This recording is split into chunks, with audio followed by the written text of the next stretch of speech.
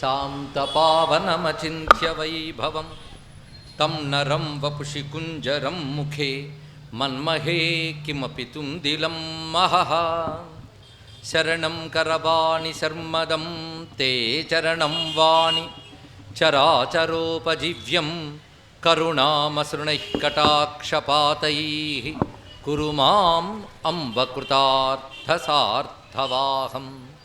శారదా శారదాంభోజవదనావదనాంబుజే సర్వదా సర్వదాస్మాకం సన్నిధిః సన్నిధిం క్రియాత్.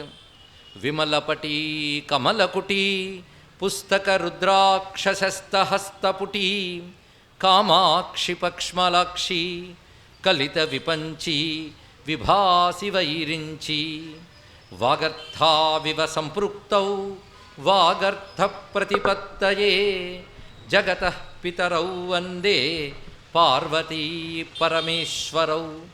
గురవే సర్వలోకానాం విషజే భవరోగిణాం నిధయే సర్వవిద్యానాం దక్షిణామూర్తయే నమః. నారాయణ సమారంభాం వ్యాసశంకరమధ్యమాం అస్మదాచార్యపర్యంతాం వందే గురుపరంపరాం. నారాయణం నమస్కృత్య నరం చైవ నరోత్తమం దేవీం సరస్వతీం వ్యాసం తతో జయముదీరయేత్. యజ్ఞేశ అచ్యుత గోవింద మాధవ అనంత కేశవ కృష్ణ విష్ణో హృషీకేశ వాసుదేవ నమోస్తుతే. శ్రీ వాసుదేవ నమోస్తుతే. వామే భూమిసుతా పురశ్చ హనుమాన్ పశ్చాత్ సుమిత్రాసుతః శత్రుఘ్నో భరతశ్చ పార్శ్వదళయోః వైవాదికోణేషు చ సుగ్రీవశ్చ విభీషణశ్చ యువరాట్ తారాసుతో జాంబవాన్ మధ్యే నీలసరోజకోమలరుచిం రామం భజే శ్యామలం. శ్రీరామం భజే శ్యామలం. రామాయ రామభద్రాయ రామచంద్రాయ వేధసే రఘునాథాయ నాథాయ సీతాయాః పతయే నమః.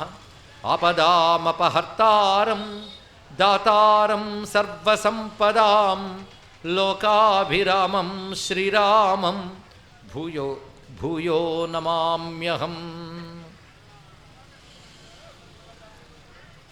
శివాయ గురవే నమః. శివాయ గురవే నమః. శివాయ గురవే నమః. శ్రీమాత్రే నమః. శ్రీమాత్రే నమః. శ్రీ విష్ణురూపాయ నమః శివాయ. శ్రీ విష్ణురూపాయ నమః శివాయ. శ్రీ విష్ణురూపాయ నమః శివాయ.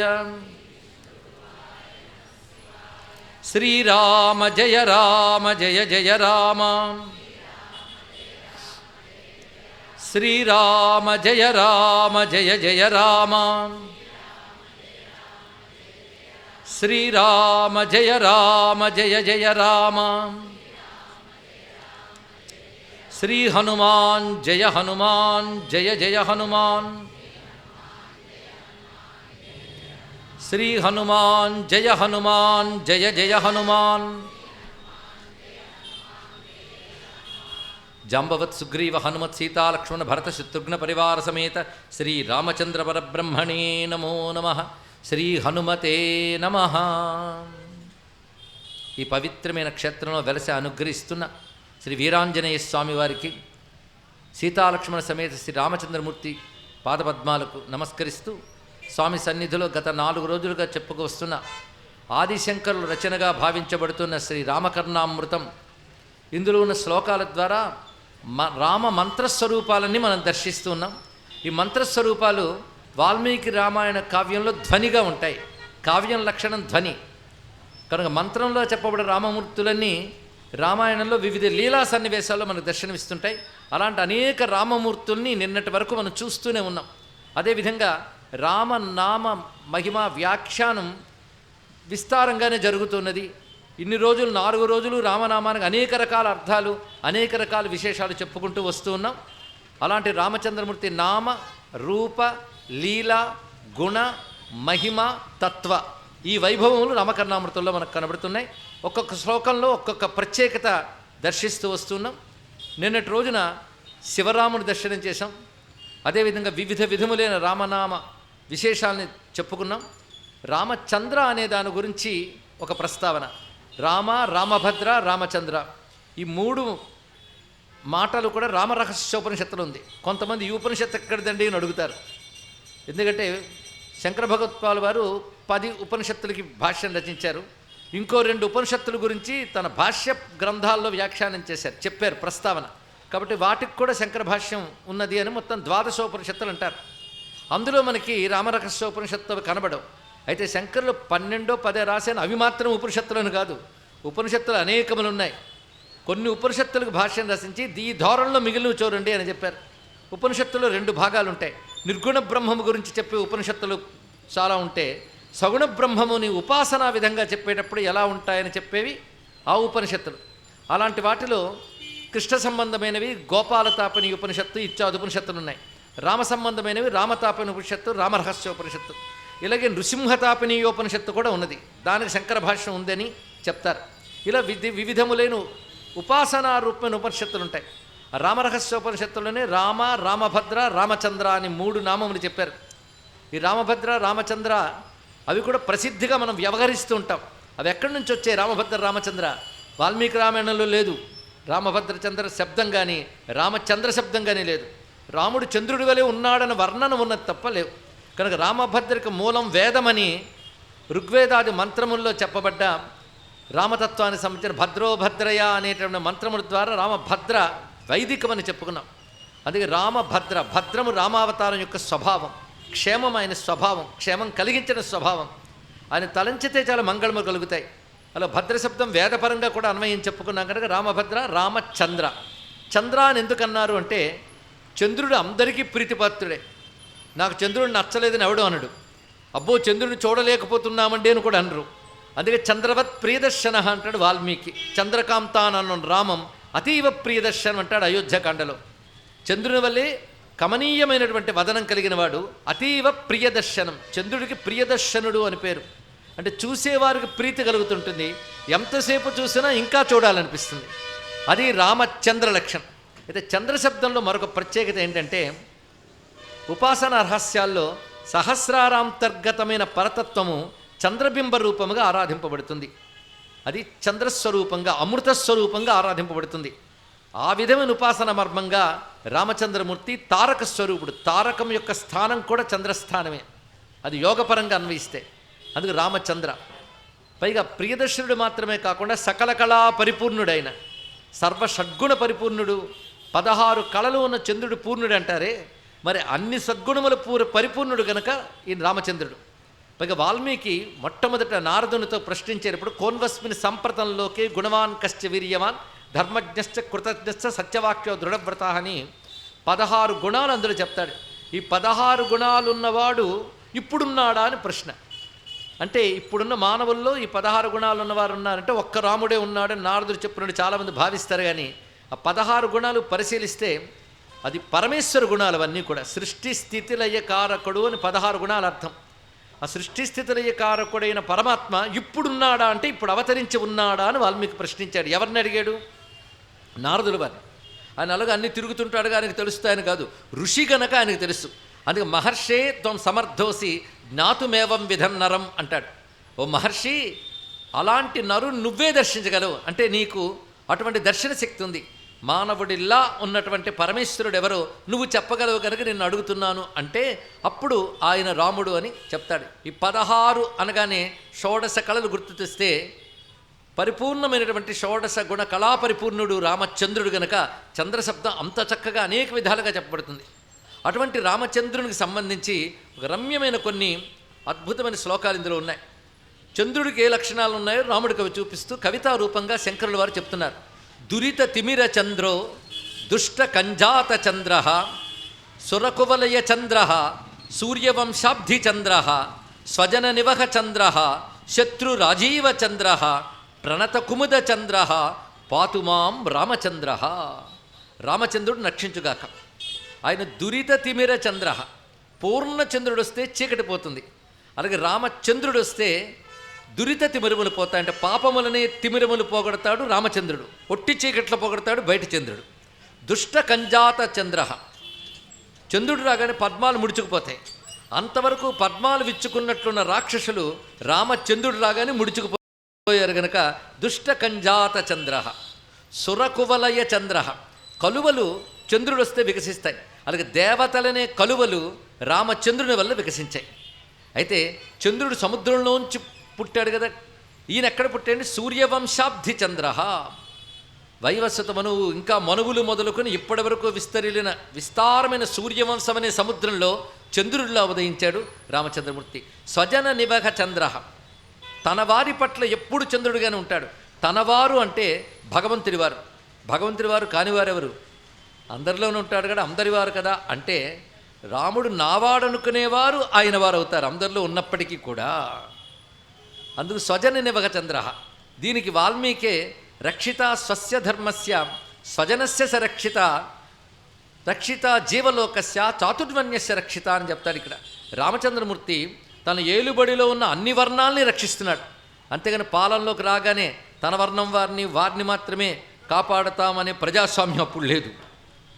అన్ని వర్ణాల వారిని రక్షించేటటువంటి ప్రజాస్వామ్యం చెప్తున్నారు. అందుకే చాతుర్వర్ణ్యస్య రక్షిత రక్షిత స్వస్య ధర్మస్య, తన ధర్మాన్ని తాను రక్షించుకుంటాడు. స్వజనస్య స రక్షిత, అందరినీ రక్షిస్తాడు, తన వారిని రక్షిస్తాడు. ఈ రెంటికి మళ్ళీ కించిత్ భేదం. అందరికీ అలాగ రక్షణ ఉంది కదా, కానీ రాముడు తనవాడు అనుకుని ఆశ్రయించిన వాళ్ళని ఆశ్రిత జనులను రక్షించవలసిన బాధ్యత ఉంది.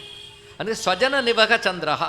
చది ఆహ్లాదేన సంస్కృత ధాతు ప్రకారంగా చంద్ర అంటే ఆహ్లాద స్వరూపుడు, తన వారిని ఆహ్లాదపరచువాడు. అలాగే శత్రువులనే పద్మాలను ముడుచుకునేలా చేసేవాడు. ప్రణత కుముద చంద్ర, నమస్కరించే వారిని వికసింపజేసేవాడు. అటువంటి రామచంద్రుడు నన్ను రక్షించుగాక అంటున్నారు. మరొక చోట ఇదే రామచంద్రమూర్తిని భావన చేస్తూ రమ్యమైన అందాలతో రామచంద్రుని గురించి తెలియజేస్తూ ఆమీలయన్ దశశిరో వదనాంబుజాతం ఉన్మీలయన్ జనకజానయనోత్పలేచ ఆనందయన్ సకల జీవ చకోర రాశిం శ్రీ రామచంద్ర విభురస్తు మదీయ చిత్తే అన్నారు. ఇక్కడ ఒక చంద్రుడు రాగానే ఏకకాలంలో పద్మాలు ముడుచుకుంటే కలువలు వికసిస్తాయి. అలాగే రామచంద్రుడు రాగానే 10 కమలాలు ముడుచుకుపోయేట. అవేమిటంటే అంతవరకు వికసించిన కమలాల్లాగా వికసించిన 10 తలకాయలతో ఉన్నాడు రావణాసురుడు. ఆ 10 తలకాయలు వాలిపోయాయి. సీతమ్మ 2 కన్నులనే నల్ల కలువలు విచ్చుకున్నాయి అన్నారు ఇక్కడ. ఉన్మీలయన్ జనకజానయనోత్పలేచ. అంతేకాదు చంద్రుడు రాగానే అందరినీ ఆనందింపజేస్తాడు. ఆనందయన్ సకల జీవ చకోర రాశి. చంద్రుని కోసం తప్పించిపోయి చంద్రుని వెన్నెలు తాగుతూ చకోరములు ఉంటాయి. సకల జీవులనే చకోరాల్ని ఆనందింపజేస్తున్న శ్రీ రామచంద్ర విభు అస్తు మదీయ చిత్తే, నా చిత్తమునందు ఉండుగాక అంటూ రామచంద్రుని గురించి ఇంత చక్కగా భావన చేస్తూ అటు తర్వాత రామచంద్రమూర్తి యొక్క తత్వంలో ప్రధానంగా రాముడు మానవుడా దేవుడా, ఇదో పెద్ద ప్రశ్న అందరూ వేస్తూ ఉంటారు. దాని మీద గొడవలు జరుగుతూనే ఉంటాయి. కొందరు మానవుడే కానీ మంచి మానవుడు అంటారు, కొందరు మంచి మానవుడా కాదని ఇప్పటికీ సందేహిస్తూ ఉంటారు. ఉంటూ ఉంటాయి, జీవలక్షణాలు బట్టి అవన్నీ ఉంటూ ఉంటాయి. అసలు రామావతారం కాలంలోనే రాముడిని దేవుడిగా తెలుసుకున్న వాళ్ళు ఎంతమంది? రాముడిని చూడగానే ఏదో తెలియని ఆనందం అందరూ అనుభవిస్తున్నారు, కానీ ఆ ఏదో అన్నదానికి ఎవడో అర్థం చెప్పలేపాడు. ఏదో చెప్పలేని దాన్నే భగవంతుడు అంటారండి. అది రాముడిని చూడగానే ప్రతి వాళ్ళు ఏదో తెలియని ఒక ఆనందం. చిట్టు రావణాసుడికి కూడా ఆనందమే రాముడిని చూస్తే. అందుకే ఆయన చూస్తే ఎక్కడ దండం పెట్టేసి వెనక్కి వెళ్ళిపోతానే భయంతో రామలక్ష్మణులు లేకుండా చేసి సీతమ్మని తీసుకెళ్ళాడు. గమనించండి, యుద్ధం వరకు రాముడిని చూడలేదైనా, విన్నాడంతే. రామలక్ష్మణుని తప్పించి సీతమ్మని తీసుకువెళ్ళాడు. ఈ రహస్యాన్ని విశ్వనాథ వారు వ్యాఖ్యానిస్తారు. ఎందుకంటే ఎవడు చూసినా జీవుడిని లాగేస్తాడు రాముడు. అందులో ఈ జీవుడు ఒకప్పుడు గుమ్మం దగ్గర కాపలా కాసుకున్నవాడు, జేబీజీల్లో ఒకడు కదా. మరి చూస్తే రామాని పాదాల మీద పడితే అసలు కదా దెబ్బతింటుంది. శత్రుభావం ఉంటే కానీ ఆ జన్మ కడతేరదు ఆయనకి. పైగా యుద్ధంలో కొంతమంది దెబ్బతిన్నాక వచ్చాడు. కొంతమంది దెబ్బతిన్నాక వచ్చాక నా వాళ్ళని తీసిన వాడిని కోపం వస్తుందట. కోపం ఎప్పుడు ఆక్రమిస్తుందో ఎదురుగా భగవంతుడున్నా గుర్తించలేడు అని గొప్ప విషయాన్ని చెప్పాడు. కోపాది దుష్ట స్వభావాలు వస్తే భగవంతుడు గుర్తించడం కనుక అప్పటి వరకు చూడకుండా జాగ్రత్త పడ్డాడు రహస్యాన్ని విశ్వనాథ వారు వ్యాఖ్యానిస్తారు. కనుకనే జగద్భావాకర్షణశీలుడి వటువు శోభారాశి ఎవ్వండయ్యా అని కల్పవృక్షంలో చెప్తాడు. జనక మహీపతి విశ్వామిత్రుడితో వస్తున్న రాముణ్ణి చూసి ఆయన ఎవడో పోల్చుకోలేక శ్రీ వక్షస్థలమందు డిగ్గిన గతించెల్వంది గాఢోరసుండ ఆవిష్కారమునంది వచ్చిన మహాత్ముడు. వక్షస్థలంలో లక్ష్మీదేవి ఉందా అన్నట్లున్నాడు ఈ కుర్రవాడెవరయ్యా? జగద్భవాకర్షణశీలుడు. ఎవడు చూస్తే వాడి మనస్సును చూరగొంటున్నట్టు కనబడుతూ ఈయనెవడు అని అడిగాడు. ఎందుకంటే జనక మహీపతి నిరంతరం పరతత్వ భావంలో ఉన్నవాడు. ఆ పరతత్వమే రామరూపంతో వచ్చింది కనుక ఆయన హృదయం స్పందించిందండి. కనుక ఎవరు చూసినా పరతత్వం అనే భావన ఏదో తెలియని ఆనందం అనుభవిస్తుంటారు. అని రాముడు అవతార కాలంలోనే ఎవరికి ఎలా కనబడ్డాడనేది భరద్వాజ రామాయణంలో భరద్వాజ మహర్షి చెప్తాడు. ఋషుల రామాయణాలన్నీ వాల్మీకి రామాయణానికి వ్యాఖ్యానప్రాయములు. ఋషి దృష్టి తెలిస్తే ఇది అర్థమవుతుంది. భరద్వాజుడు చెప్తాడు, రామ పిత్రోహ పుత్రభావం రావణాయ మనుష్యతాం ఋషీణాం భగవద్భావం దర్శయన్ విచచారహ అన్నాడు. రాముడు తల్లిదండ్రులకు పుత్రులాగే కనబడ్డట. అందుకే అంత విశ్వామిత్రుడు వచ్చి అహం వెద్మి మహాత్మానం రామం సత్యపరాక్రమం అంటే కాదు మా అబ్బాయిని పాపనన్నాడు. ఎంత చెప్పినా ఆ జీవుడు అంతే, పుత్రుడు అనుకుంటేనే తరించవలసిన వాళ్ళు. అది పిత్రోహ పుత్రభావం. ఇక్కడ పిత్రోహ శబ్దానికి ఇద్దరినీ చెప్పుకోవాలి. తల్లిదండ్రులు ఇద్దరికి పుత్రుడు భావమే. రావణాయ మనుష్యతం. ఎవరెంత చెప్పినా రావణుడు మాత్రం ఈయన మనుష్యమాత్రుడు అన్నారు. ఎంత మనుష్యమాత్రుడు అంటే విశ్వనాథ వారి తెలుగు భాష అందంగా చెప్తాడు. ఒక మంటి ముక్క దొర సంతానంబు ఆశ్చర్యమై అన్నాడు. తెలుగు తీయందనం తెలిస్తే తెలుస్తుందండి. రాముడంటే ఎవడయ్యా? ఒక మంటి ముక్క దొర సంతానంబు. ముల్లోకాలకు అధిపతి రావణాసురుడు. ముల్లోకాల్లో భూమి ఎంత? ఆ భూమిలో అయోధ్య ఎంత? ఆ కోసల దేశం అంతా మంటి ముక్క. దానికో దొరన్నాడు. ఎవడు? దశరథుడు. ఆయన కొడుకు ఈయన. ఏం పెద్ద గొప్పవాడేమిటి అన్నాడు. అలా అనుకుంటే కానీ ఆయన ధరించటం. అందుకే రావణాయ మనుష్యతాం ఋషీణాం భగవద్భావం. ఋషులు మాత్రమే రామావతార కాలంలో ఈయన విష్ణువని తెలుసుకున్నవారు. కానీ రాముడు గుప్చప్ అన్నాడు, వాళ్ళు గుప్చప్ అన్నారు. బయట పెట్టకండి అన్నాడు ఆయన, వాళ్ళు బయట పెట్టలేదు. ఇద్దరూ కలిసి తెలిసినా బయటికి పెట్టలేదు. ఇది ఒక రహస్యం రామాయణంలో. ఆ రహస్యం వాల్మీకే ఇచ్చాడు. విశ్వామిత్రుల వారు చెప్తున్నారు, అహం వేద్మి మహాత్మానం రామం సత్యపరాక్రమం వశిష్ఠోపి మహాతేజ ఏచమే తపసి స్థితాః. రాముడెవరో నాకు తెలుసు, వశిష్ఠునికి తెలుసు, తపస్సులో ఉన్నవారికి తెలుసు అన్నాడు. ఎవరైనా మన ఇంటికొచ్చి మన పిల్లాడిని పట్టుకుని మీ పిల్లాడి గురించి మీకు తెలియదండి అంటారా అండి? ఈయన అన్నాడు, నీకు తెలియదు సరిగ్గా అని. విశ్వామిత్రుడి కనుక నోరు మూసుకున్నాడు దశరథుడు. మా అబ్బాయి గురించి నువ్వు వచ్చి చెప్తేనే తెలుసుకోవాలా అనలేదు. అందులో మర్మం ఉంది. మర్మం దశరథుడికి అర్థం కానివ్వకుండా మాట్లాడాడు. కనుక ఋషులకి భగవంతుడు, రావణుడికి మనుష్యుడు, కౌసల్యాదశరికి పుత్రుడు.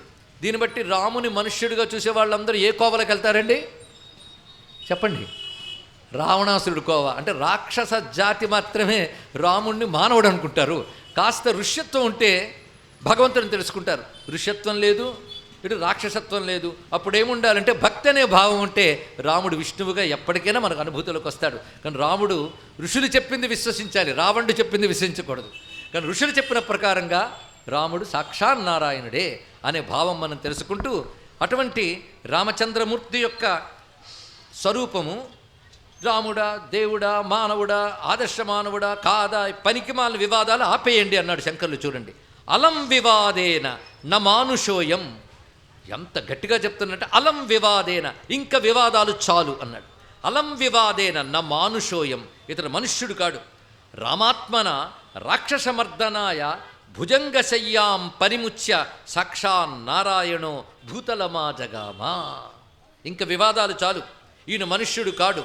రామరూపంతో రాక్షసులను సంహరించడానికై శేషపాన్పు విడిచిపెట్టి వచ్చిన సాక్షాన్నారాయణుడు ఈయన అన్నాడు. అందుకే భుజంగశయ్యాం పరిముచ్య సాక్షాన్నారాయణ భూతలమా జగామ. సాక్షాన్నారాయణుడు ఆదిశేష పర్యంకాన్ని విడిచిపెట్టి భూతలానికి వచ్చాడు. ఎంత స్పష్టంగా చెప్తున్నారండి శంకరులు. అటువంటి రామచంద్రమూర్తికి నమస్కారం చేసుకుంటూ, ఇవాళ ఆఖరి రోజు కనుక కళ్యాణాలు, పట్టాభిషేకాలు అన్నీ ఇప్పుడు చెప్పాలి. రామ కళ్యాణం గురించి ఇందులో రమ్యమైన కొన్ని శ్లోకాలు రచించారు. ఆ కళ్యాణ సమయంలో రామచంద్రమూర్తిని దర్శించిన ఒక భాగ్యం. అక్కడ విశేషం ఏంటంటే సీతారాముడు అవుతున్నాడు. అంతవరకు రాముడే. సీతారాముడైనప్పుడు రామకథకు వచ్చేటువంటి ప్రత్యేకత, శోభ చాలా విశేషం. ఇలాంటి కళ్యాణ సంబంధమైన శ్లోకములు చాలా ఉన్నాయి. ఇందులో ప్రసిద్ధి చెందిన తలంబ్రాల శ్లోకం ఇవాళ చెప్పుకుంటున్న జానక్యాహ కమలామలాంజలి పుటే యా పద్మరాగాయితా న్యస్తా రాఘవ మస్తకేతు విలసత్కుంద ప్రసూనాయితా సరస్తా శ్యామల కాయకాంతి కలితా యా ఇంద్రనీలాయితా ముక్తాస్తా శుభదా భవంతు భవతాం శ్రీరామ వైవాహికా.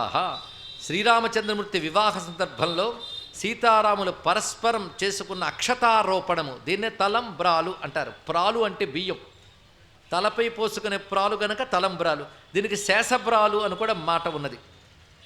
అది సంస్కృతంలో అక్షతారోపణం అనే క్రియ. ఆ సమయంలో జరిగిన అక్షతారోపణలు మనకు శుభములిచ్చుగాక.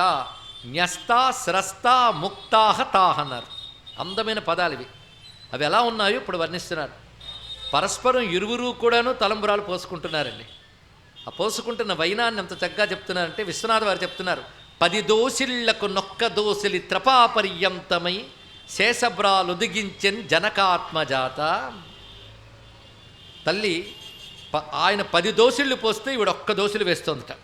ఎందుకంటే ఆ రోజుల్లో సిగ్గు అనేది ఒకటి ఉండేది, బిడియం అనేది.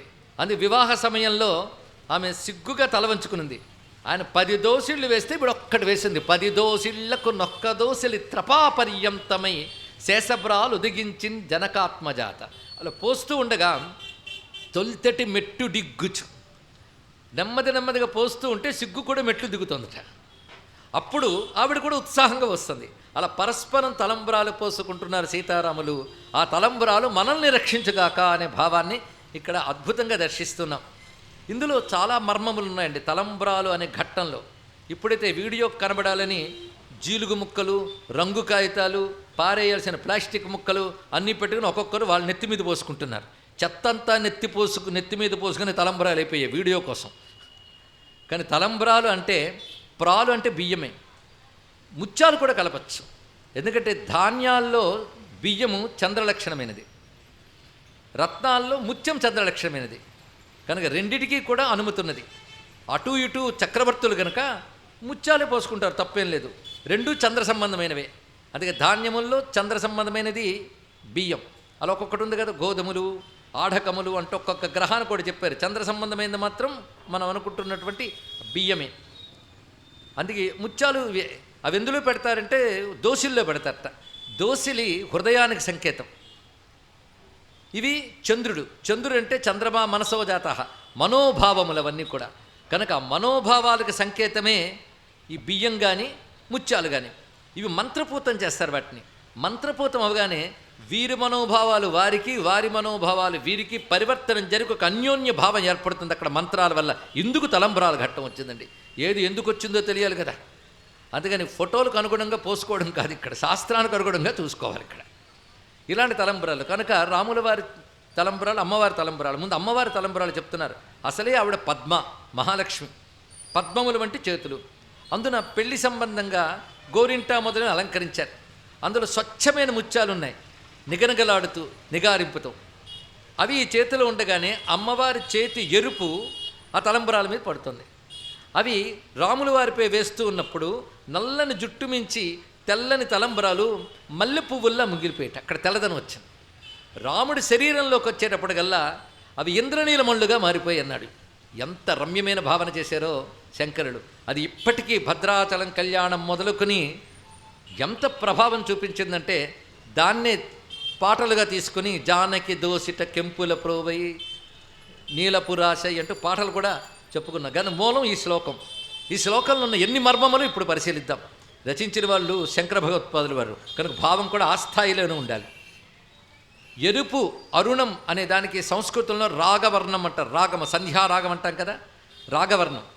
దోసిలు హృదయానికి సంకేతం, అందులోని ముత్యాలు మనోభావాలకు సంకేతం. అవి ఎరుపెక్కాయి అంటే అర్థం ఏంటంటే రామునిపై ప్రేమభావంతో నిండిపోయాయి. కనుక అమ్మ చేతిలో ఉన్న ముత్యాలు రామునిపై ఉన్న ప్రేమభావాలు. అవి రామునికి సమర్పించింది. సమర్పించగానే ఏమయ్యాయంటే అమ్మ చేతులు ప్రేమమయాలు స్వామికి చేరాక రామమయాలు అయిపోయాయి. అవి ఇంద్రనీల కాంతులతో మారిపోయాయి. ఇది అచ్చంగా సోహం భావేన అన్నట్లుగా భగవదర్పితమైన భక్తితో భగవద్భావాన్ని పొందుతాం. అంత భావం ఇందులో ఉన్నదండి. అది తీసిలాగి చెప్పింది కాదు, కాస్త దృష్టి పెడితే కనబడుతుంది. అందుకు రమ్యమైన భావనతో ఈ కళ్యాణ వేళ తలంబరాలని భావన చేశారు.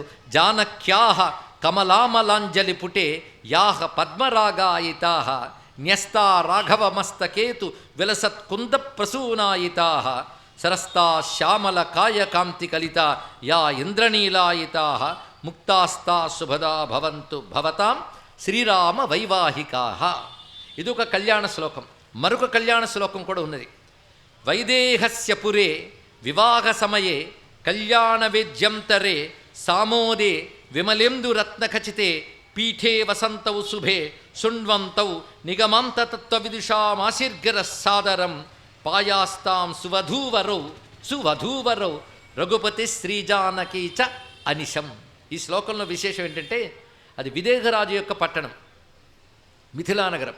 ఆ మిథిలానగరంలో వివాహ సమయే కళ్యాణవేది అంతరే, వివాహ సమయంలో కళ్యాణవేది యందు రత్నఖచితమైన పీఠంపై ఆ పుణ్య దంపతులు ఇద్దరు ఉన్నారు. వివాహం పూర్తయినది. వారిని ఆశీర్వదించడానికి వచ్చిన వారు ఎవరు అంటే అది ఎంత భాగ్యం అండి. లక్ష్మీనారాయణులనే సీతారాముల రూపంలో దర్శించడానికి వచ్చినటువంటి వారు సర్వదేవతలు ఉన్నారు. అలాగే అనేక మంది బ్రహ్మర్షులు వేదాంతవేత్తలు వచ్చారు. నిగమాంతతత్వ విదుషాహ, నిగమ అంతతత్వం అంటే వేదాంతవేత్తలు. ఇంకొక అర్థం నిగమ అంతము కూడా తెలిసిన వారంటే పరిపూర్ణముగా వేదము తెలిసినటువంటి అనేక మంది వేదవేత్తలు బ్రహ్మర్షులు వచ్చి ఆశీర్ఘర సాదరం వాళ్ళు ఆశీర్వదిస్తున్నారు. ఎంత ఆశ్చర్యం! వేదవేత్తలు నమస్కరించే పరమాత్మ వధూవరుల రూపంలో కనబడగానే ఆ వేదవేత్తలు వచ్చి ఆశీర్వదిస్తున్నారు. ఆశీర్వచనాలను వినయంగా స్వీకరిస్తూ తల వంచిన సీతారాములు మనకు శుభం కలిగింతురుగాక అని రమ్యమైన ఈ వివాహ సమయంలో ఉన్న వధూవరులుగా సీతారాములు మనం దర్శిస్తున్నాం. అటువంటి రామచంద్రమూర్తి నిన్న బాలరాముని దర్శించాం కదా, గుర్తున్నదా? అలాంటి బాలరాముని మూర్తులు రెండు చెప్పాం, ఇవాళ మరొకటి చూస్తున్నాం. ఎన్ని మార్లు బాలరాముడిని వర్ణించారు కనుక బాలరామమూర్తి బదులు పట్టాభిరామమూర్తి వరకు, బాలరామమూర్తి మొదలు పట్టాభిరామమూర్తి వరకు అనేక రామమూర్తులు మనకి రామాయణంలో దర్శనమిస్తాయి. ఒక్కొక్క రామమూర్తి ఒక మంత్రస్వరూపం. అందుకే ఆ లీలను అనుసంధానం చేసిన వెంటనే తన్మూర్తి మనం అనుగ్రహిస్తూ ఉంటాడు. విశ్వామిత్రుని వెంట వెళ్ళిన రామలక్ష్మణుల రూపం ధ్యానిస్తే ఒక ప్రయోజనం, యాగరక్షణ చేస్తున్న రామచంద్రమూర్తిని ధ్యానిస్తే మరొక ప్రయోజనం, రామలక్ష్మణులు మాత్రమే ధ్యానిస్తే రక్షా ప్రయోజనం ఉంటుందని నేను చెప్పుకున్నాం. సీతారామలక్ష్మణుని ధ్యానిస్తే ఒక ప్రయోజనం. ఇలా ఒక్కొక్కటి చెప్పబడుతున్నది. ఇప్పుడు బాలరాముడిని చూస్తున్నాం. నిన్న ఒక బాలరాముడు కౌశల్య ఒడిలో ఉన్నాడు. మరొకటి పులిగోరు మెళ్ళ వేసుకుని నాట్యం చేస్తున్న రాముడిని చూసాం. ఇప్పుడు మరొక రాముడు శుద్ధాంతే మాతృమధ్యే దశరథ పురతః సంచరం తం పరం తం కాంచీదామానువిద్ధ ప్రతిమణి విలసత్కింకిణీ నిక్వణాంగం ఫాలే ముక్తాలలామం పదయుగ నినదం నూపురం చారుహాసం బాలం రామం భజేహం ప్రణతజనమనఖేద విచ్ఛేద దక్షం. నమస్కరించిన వారి మనస్సులో ఉన్న దుఃఖాన్ని పోగొట్టగలిగే బాలరాముణ్ణి భజిస్తున్నాము. 500 ఏళ్ల పోరాటం తర్వాత ఎక్కడ శాస్త్రం రామజన్మభూమి ఉంటుంది అని వర్ణించి చెప్పిందో అక్కడ విక్రమాదిత్యుడు నిర్మించిన ఆలయాన్ని దుర్మార్గులు ధ్వంసం చేస్తే మళ్ళీ అదే చోట ఆలయాన్ని నిర్మించుకున్న యోగం మనకు దొరికింది. అక్కడున్నాడు బాలరాముడు. అది బాలరామ భూమి. మిగిలిన అయోధ్యంతా రామమయం రామమయం నిన్ననే చెప్పుకున్నాం. అడుగడుగు రామమయం. అప్పుడు ఇప్పుడు ఎప్పుడు అయోధ్య రామమయమే. తెలుసుకోండి, ఇక్కడ ఈ ఆలయం ఇవాళ వచ్చింది, రాకముందు అక్కడ రామమయమే. రాముడు తప్ప అన్యము లేదు తెలుసా? అయోధ్యలో చాలామందికి తెలియదు.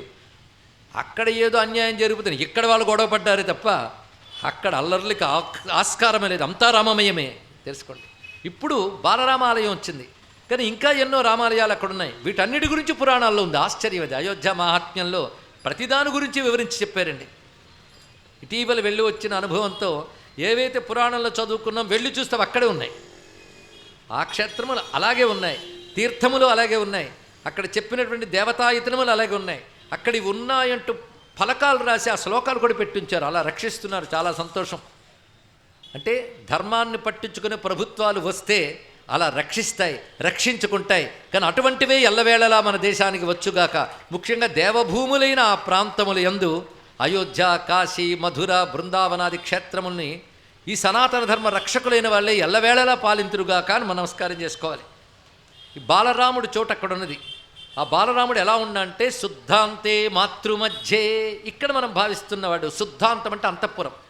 అంతఃపురంలో మాతృమండల మధ్యలో ఉన్నాడు. మాతృమండలం అంటే దశరథుడు ముగ్గురు పత్నులు కాకుండా మరికొందరు ధర్మపత్నులు ఉన్నారు. వాళ్ళందరూ రాముడితోనే ఆడుకుంటున్నారు. వాళ్ళ మధ్యలో ఆడుకుంటూ ఉంటే మధ్యలో దశరథుడు కూర్చున్నాడు. దశరథ పురతః సంచరంతం, అక్కడ నడుస్తూ ఉన్నాడు ఆయన. పైగా ఆభరణాలన్నీ వాళ్ళ అమ్మ వేసించింది. చక్కని జుట్టు దువ్వి ఒక ముత్యాల పేరు అక్కడ పెట్టింది, ఫాలే ముక్తాలలామం. అది నుదుట పడుతోంది. కొంచెం నడుస్తున్నాడు కనుక కాళ్ళకి తొడిగినటువంటి మువ్వలు పట్టి చప్పుడు చేస్తుంది. అలా ఉన్న బాలరాముని నమస్కరిస్తున్నాను అన్నారు. ఇక్కడ విశ్వనాథ వారు గొప్ప భావన చేశారు. త్యాగరాజ భావన నిన్ననే చెప్పుకున్నాను. దశరథుడు శ్రీరామ రారాయని పిలువ తపమేమి చేసెను తెలియ అన్నాడు. రామ రారా అని పిలిచెట్ట. ఆ పిలవడం ఎలా పిలిచారు అనే దాన్ని విశ్వనాథ వారు బాగా చెప్తారు. రెండు చేతులు చాచి రామా రా అంటే ఆ బాలరాముడు చెయ్యి ఇలా పెట్టుకుంటూ వస్తున్నాడు. చెయ్యి ఇలా పెట్టుకు రావడంలో అర్థం ఏంటంటే, ఎవరైనా అంతా అని చెప్పినప్పుడు చెయ్యిలాగే అంటారు కదా, రాముడు అంతా నేనే అని చెప్తూ వస్తున్నాడా అన్నట్లు వస్తున్నాడు. అలా వచ్చిన బాలరాముడిని ఎత్తుకుని ఒళ్ళో పెట్టుకున్న దశరథుడికి నమస్కారం చేసుకున్నారు విశ్వనాథ గారు. అలాంటి బాలరాముడిని మనం నమస్కారం చేసుకుంటూ నిన్న రామవర్ణంలో కొన్ని విషయాలు చెప్పుకున్నాం. రామేతి వర్ణద్వయమాదరేణ సదాస్మరన్ముక్తిముపైతి జంతు కలౌయుగే కల్మషమానుషానాం అన్యత్న ధర్మే ఖలునాధికార. కలియుగంలో అనేక ధర్మాలు చేయడానికి ఆస్కారం లేదు. అందరూ చేయగలిగేది నామమే. అందుకే నామమే కలియుగంలో గొప్ప ధర్మం, ఏ యుగమైనా. అందుకే శివుడు శివపురాణంలో మాట చెప్తాడు, కలౌతు సువిశేషిత చాతుర్యుగేతు దేవేసి. 4 యుగాల్లోనూ నామమే ధర్మం, కానీ కలౌతు సువిశేషత, కలిలో ఇంకా విశేషంగా నామము గొప్పది. అందులో రామనామ యొక్క వైశిష్ట్యం నేను చెప్పుకున్నాం. దాన్ని ఇక్కడ చెప్తూ సకల భువనరత్నం, సర్వశాస్త్రార్థరత్నం, సమర విజయరత్నం, సచ్చిదానందరత్నం, దశముఖ హరరత్నం, దానవారాతిరత్నం, రఘుకుల నృపరత్నం, పాతుమాం రామరత్నం. రాముడనే రత్నము మనల్ని పాలించుగాక అంటూ రామ నామము మహిమ రూపవైభవాలన్నీ వర్ణించి ఆడ తర్వాత రామచంద్రమూర్తి యొక్క రూపాల్లో నిన్న విశ్వరూప సందర్శనం చేసాం, గుర్తుందా? నిన్న చివర రామ విశ్వరూపం కొన్ని శ్లోకాల్లో చూపించారు. విశ్వరూపరాముడు యుద్ధకాండలో వాల్మీకి బ్రహ్మకృత స్తోత్రం ద్వారా చూపిస్తాడు. పద్మపురాణంలో ఆ సన్నివేశంలోనే విస్తరించి చూపిస్తాడు. కనుక రాముడు పురుష సూక్తాధిదేవత అయినటువంటి విరాణ్మూర్తియే అని నిన్న ప్రతిపాదన చేసుకున్నాం. ఇప్పుడు మరొక మూర్తి, జడలు ధరించిన రాముడు. దర్శించారా ఎప్పుడైనా? ఆయన అరణ్యానికి వెళ్ళిన దగ్గర నుంచి యుద్ధం పూర్తయ్యే వరకు ఆ రూపంలోనే ఉన్నాడు. దీక్ష కట్టుకు వెళ్ళినట్టు వెళ్ళాడండి రావణ వధకి. నారచీరలు కట్టి జడలు కట్టించుకొని ధనుస్సు పట్టుకెళ్ళాడు. మళ్ళీ ధనుస్సు ఎందుకయ్యా అలా వెళ్ళావంటే, వనవాసానికి వచ్చాను కనుక ధనుస్సు కాకుండా ఇవన్నీ ధరించాను కనుక లక్ష్యంతో వచ్చాను కనుక ధనుస్సు పట్టుకున్నాడు. చమత్కార రామావతారం. చాలామంది అంటారు కృష్ణుడు మాయలోడు, రాముడు అమాయకుడని. ఒక ఆయన అన్నాడు, మీరు చాలా అమాయకులంటే అలా కనబడ్డమే గడుస్తానని ఆయన అన్నాడు. ఇక్కడ కనుక అలా కనబడ్డమే రాముడు గడుస్తాను అండి. నిజానికి కృష్ణుడే అమాయకుడు, మాయలేదు ఆయన దగ్గర. దాపరికలు లేని దేవుడు కృష్ణ పరమాత్మే. ఎందుకంటే వచ్చిన దగ్గర నుంచి తన పరమాత్మను అందరికీ కనబడేలాగే తిరిగాడు.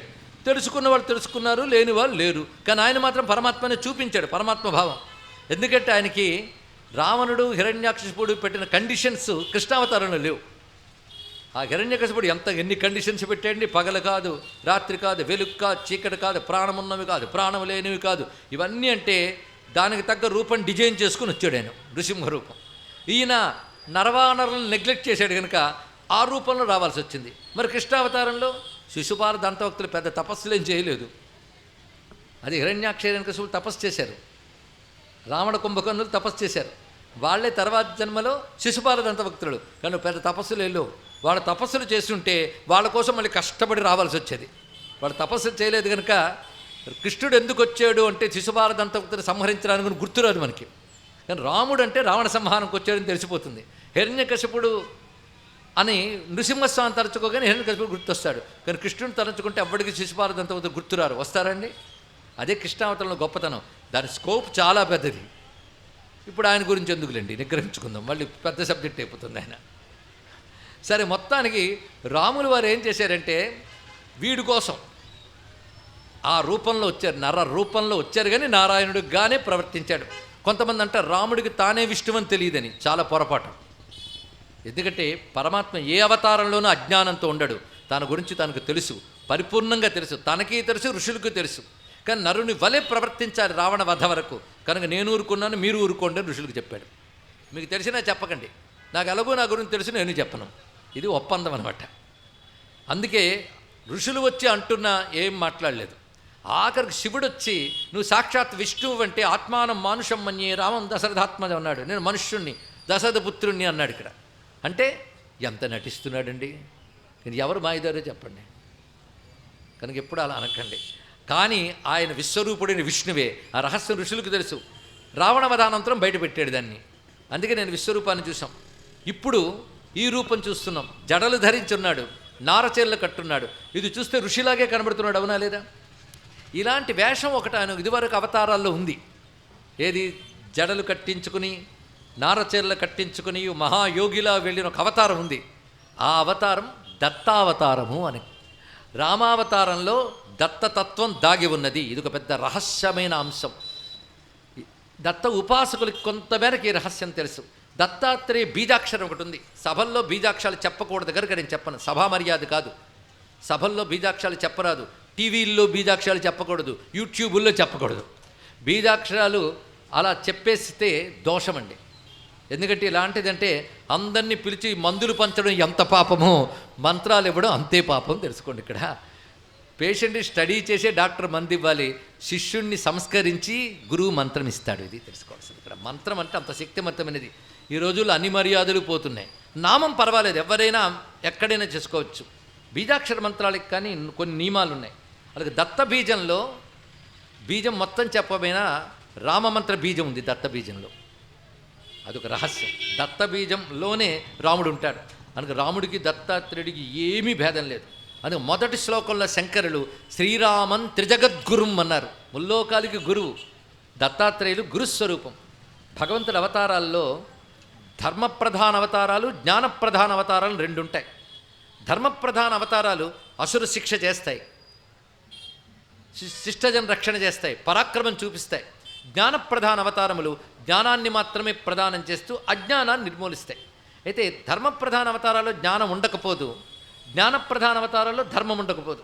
ముందు ధర్మం చూపిస్తూ జ్ఞానం ఇస్తారు వీళ్ళు, జ్ఞానం చూపిస్తూ ధర్మ ప్రతిష్టాపన చేస్తారు వాళ్ళు. అదొక మర్మం.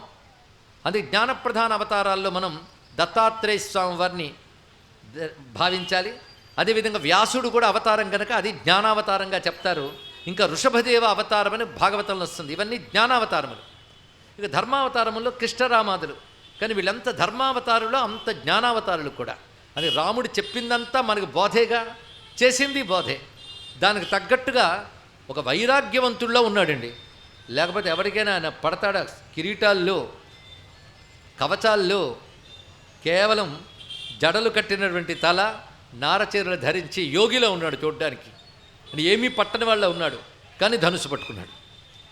ఎందుకయ్యా అంటే నేను సన్యాసిలాగా అడవికి రాలేదు, క్షాత్రం ఉన్నవాడిగా వచ్చాను కనుక రక్షించడానికి వచ్చాను తానే చెప్పుకున్నాడు. ఇది చూస్తూ ఉంటే ధనుస్సు, అమ్ముల పొదులు చూస్తే రాముడు అనిపిస్తాడు. ఆ రెండు తీసేస్తే దత్తులు వారేమో అనిపిస్తారు. అలా అనిపించాడు. ఎవరికో ఒక్కసారి చూద్దాం. వాల్మీకి రామాయణంలోకే వెళితే ఈ మర్మములు కనబడతాయి. అయోధ్యకాండ చివరిలో వాల్మీకి రామాయణంలో రామలక్ష్మణులు చిత్రకూటం నుంచి బయలుదేరి వస్తూ అత్రి అనసూయల ఆశ్రమానికి చేరుకుంటారు. చేరుకున్నప్పుడు అత్రి మాట్లాడిన మాటలు చూడాలండి. వాల్మీకి మామూలు కవి కాదు, లోపల మర్మాలు పెడతాడు. అత్రి రాముడు రాగానే ఆదరించి కూర్చోబెట్టాడు. కూర్చోబెట్టినప్పుడు ఒక మాట రాస్తాడు వాల్మీకి. పుత్రవత్ ప్రతిపద్యత అంటాడు. కొడుకుని ఆదరించినట్టు రాముడిని ఆదరించాడు. ఎవరు? అత్రి. కొడుకుని ఆదరించినట్టు ఆదరించాడు. ఆ తర్వాత అనసూయమ్మ గురించి చెప్పి సీతమ్మను అనసూయమ్మ ఆశీర్వచనాలకు పంపిస్తూ ఆ అనసూయమ్మ ఆశీర్వచనాలు తీసుకోండి అంటూ రాముడితో ఒక మాట అంటాడు. దత్తభక్తులు తెలుసుకోవాల్సింది.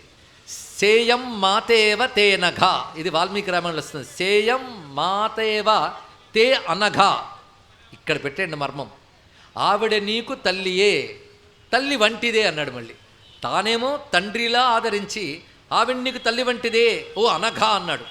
అనఘ అంటే దోషరహితుడు అని అర్థం. కానీ దత్తాత్రేయ నామ అనఘ అని దత్త ఉపాసనకు తెలుసు.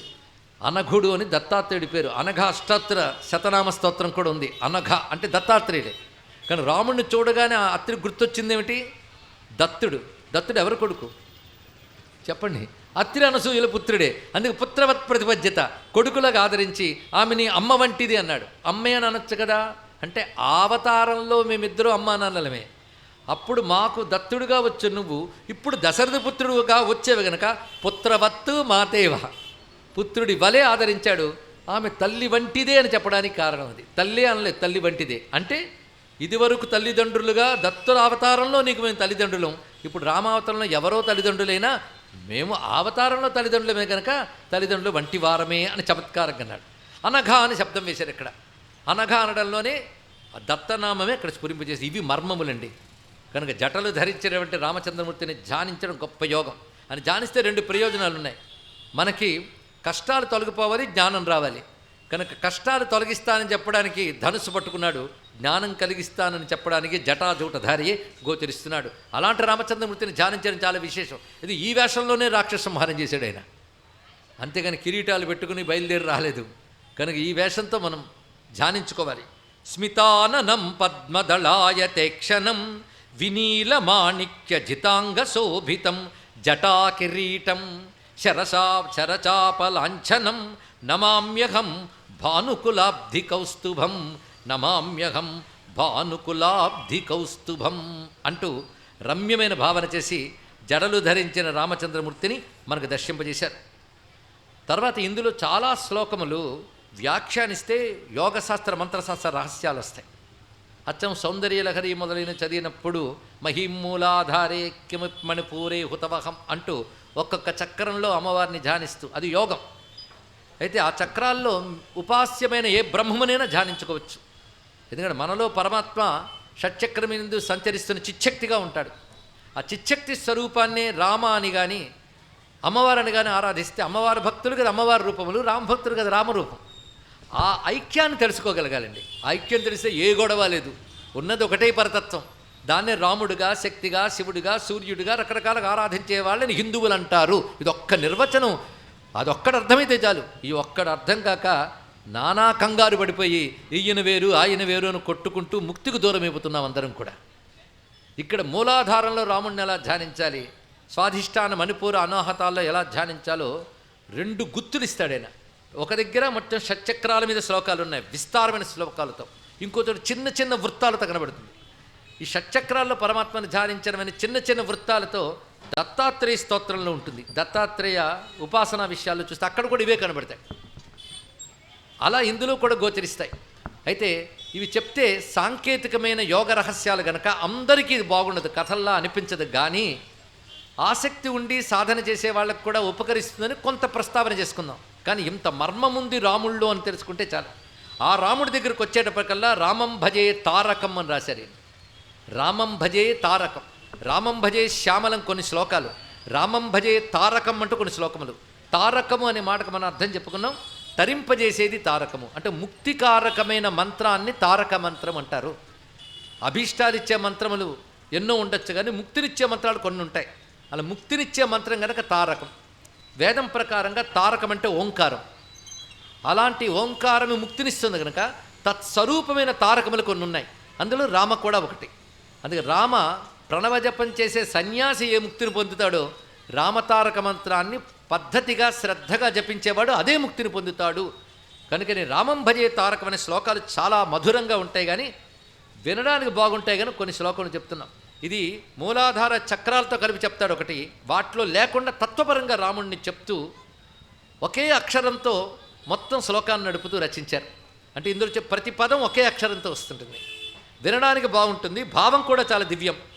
ఖశ్యామం ఖగవాహనం ఖరరిపుం ఖాద్యాది భూతాత్మకం ఖాతీతం ఖగమంత్ర తత్పర పదం ఖజ్యోత కొచ్చుజ్వలం ఖావాచ్యం ఖగకేతనం ఖగమనం ఖర్వాట శృంగాలయం ఖారాజ్యంచ ఖరంద్రపీఠ నిలయం రామం భజే తారకం. అంత ఖకారంతో రాశారండి. కానీ నేను దీన్ని వ్యాఖ్యానిస్తాను మరొక 2 రోజులు కావాలి, లేవుగా. మరేం చేస్తాం? ఖశ్యామం, ఖమ్ అంటే ఆకాశం, ఆకాశంలా నీలంగా ఉన్నాడు. ఇది గొప్ప రహస్యం. భగవంతుడి గురించి చెప్తూ ఉపనిషత్తు ఆకాశవత్ సర్వగత సుసూక్ష్మ అన్నది. భగవంతుడు ఆకాశము వంటివాడంది, ఆకాశం అనలేదు. జాగ్రత్తగా చూడండి. ఆకాశం వంటివాడని చెప్పడానికి అర్థం ఏంటంటే, మనకు భూమి, నీరు, అగ్నివాయు అర్థమవుతాయి. ఆకాశం ఉందని ఒప్పుకుంటాం, కానీ ఆకాశం ఇలా ఉందని ఎవడు చెప్పలేడు కదా. నీ ఉందని ఒప్పుకుంటున్న ఆకాశమే ఇలా ఉందని చెప్పలేనప్పుడు ఆకాశం కంటే అతీతమై ఎన్నిటికి ఆధారమైన వాడిని ఎలా చెప్పగలవు? అందుకే ఆకాశము వంటివాడు అంది, కానీ ఆకాశమే ఆయన అనలేదు. కనుక ముందు పరమాత్మ ఉన్నాడు, తర్వాత ఆయన సంకల్పం నుంచి అనంతమైన ఆకాశం. ఆకాశంలో పంచభూతాల్లో మిగిలిన 4 భూతాలను సృజించి తర్వాత ప్రాణికోట్లన్నీ సృష్టించాడు. ఇది క్రమం. ఇది ఉపనిషత్తు చెప్తోంది సృష్టి ఏర్పడే క్రమాన్ని. ఆత్మావా ఇదమగ్ర ఆసీత్, ముందున్నది ఆత్మయే. ఆత్మన ఆకాశ సంభూత, ఆ ఆత్మ నుంచి ఆకాశం కలిగింది. ఆకాశాద్ వాయు, వాయోరగ్ని, అగ్నేరాప, అద్భ్యపృథివీ అంటూ వరుసగా ఎలా ఏర్పడిందో జగత్తు అద్భుతంగా సృష్టి యొక్క క్రమాన్ని వివరించిన ఒకే ఒక్క సంస్కృతి భారతీయ సంస్కృతి. తెలుసుకోండి, ఇంత అద్భుతంగా సృష్టిని వర్ణించి చెప్తున్నారు. కానీ పరమాత్మ మొదట ధరించిన శరీరం ఏది? ఆకాశం. ఆకాశమునందు అన్నీ ఉన్నాయి. మనం చూస్తున్న లోకాలు, చూడని లోకాలు, చూడలేని లోకాలు కూడా ఆకాశమునందు ఉన్నాయి. ఆకాశరూపుడైన పరమాత్మ విరాట్ రూపుడుగా భాషిస్తున్నాడు. కనుకనే వేదం ఒక చోట ఆకాశ శరీరం బ్రహ్మ అంది, మరొక చోట ఖం బ్రహ్మ అంది. ఖం అనగా ఆకాశమే బ్రహ్మము ఉంది. ఈ రహస్యం మళ్ళీ రామ ఉపాసకుడు త్యాగయ్యకు తెలుసు. ఆయనే ఒక మాట అంటూ ఆకాశ శరీరము బ్రహ్మమని తారక రాముని అని ఒక మాటలో ఒక కీర్తనలో చెప్తాడు. ఆకాశ శరీరము బ్రహ్మమని. దీన్ని బట్టి త్యాగరాజ కీర్తనలు కూడా అంత తేలిక కాదు అని ఒక విషయం అర్థమైతే చాలు. ఒక్కడ అర్థమైతే చాలండి. అంత తేలిగ్గా అర్థం కావన్న విషయం అర్థమైతే చాలు. అంత అద్భుతంగా రచించాడు. ఆకాశ శరీరము బ్రహ్మమనే ఆత్మారాముని తా సరిజూచుచు అని కీర్తనలో చెప్తాడు ఆయన. ఎంత గొప్ప విషయం. ఏ ఆకాశం రాముడు? ఏ ఆకాశం రాముడో చెప్పండి. ఆకాశాలు 3 ఉంటాయి: భూతాకాశ, చిదాకాశ, దహరాకాశములు. భూతాకాశం అంటే పంచభూతాల్లో ఒకటి. చిదాకాశం అంటే పంచభూతాలకు కూడా ఆధారమై పంచభూతాలతో సహా అంతటా వ్యాపించిపోయింది చిదాకాశం. దహరాకాశం అంటే ఆ చిదాకాశమే నీవు హృదయంలో చైతన్య రూపంగా ఉంది, అది దహరాకాశం. హిందూ మతం గొప్పతనం ఏంటంటే, విశ్వమంతా ఎవడు నిండిపోయి ఉన్నాడో, విశ్వానికి మించిపోయి ఎవడున్నాడో వాడు నీ హృదయంలో ఉన్నాడు అని చెప్తుంది. అది గొప్పతనం ఇక్కడ. కనుక ఎక్కడున్నాడైనా ఆకాశమనందే వ్యాపించున్నాడు. అందుకే ఖశ్యామం, ఆకాశంలో నీలంగా ఉంటాడు. ఖగవాహనం, ఖగం అంటే గరుత్మంతుడు. ఖరరిపుం, ఖర అనే రాక్షుణ్ణి సంహరించినవాడు. ఖాద్యాది భూతాత్మకం, ఆకాశాది భూతస్వరూపుడు. ఖాతీతం, ఆకాశానికి అతీతమైన వాడు.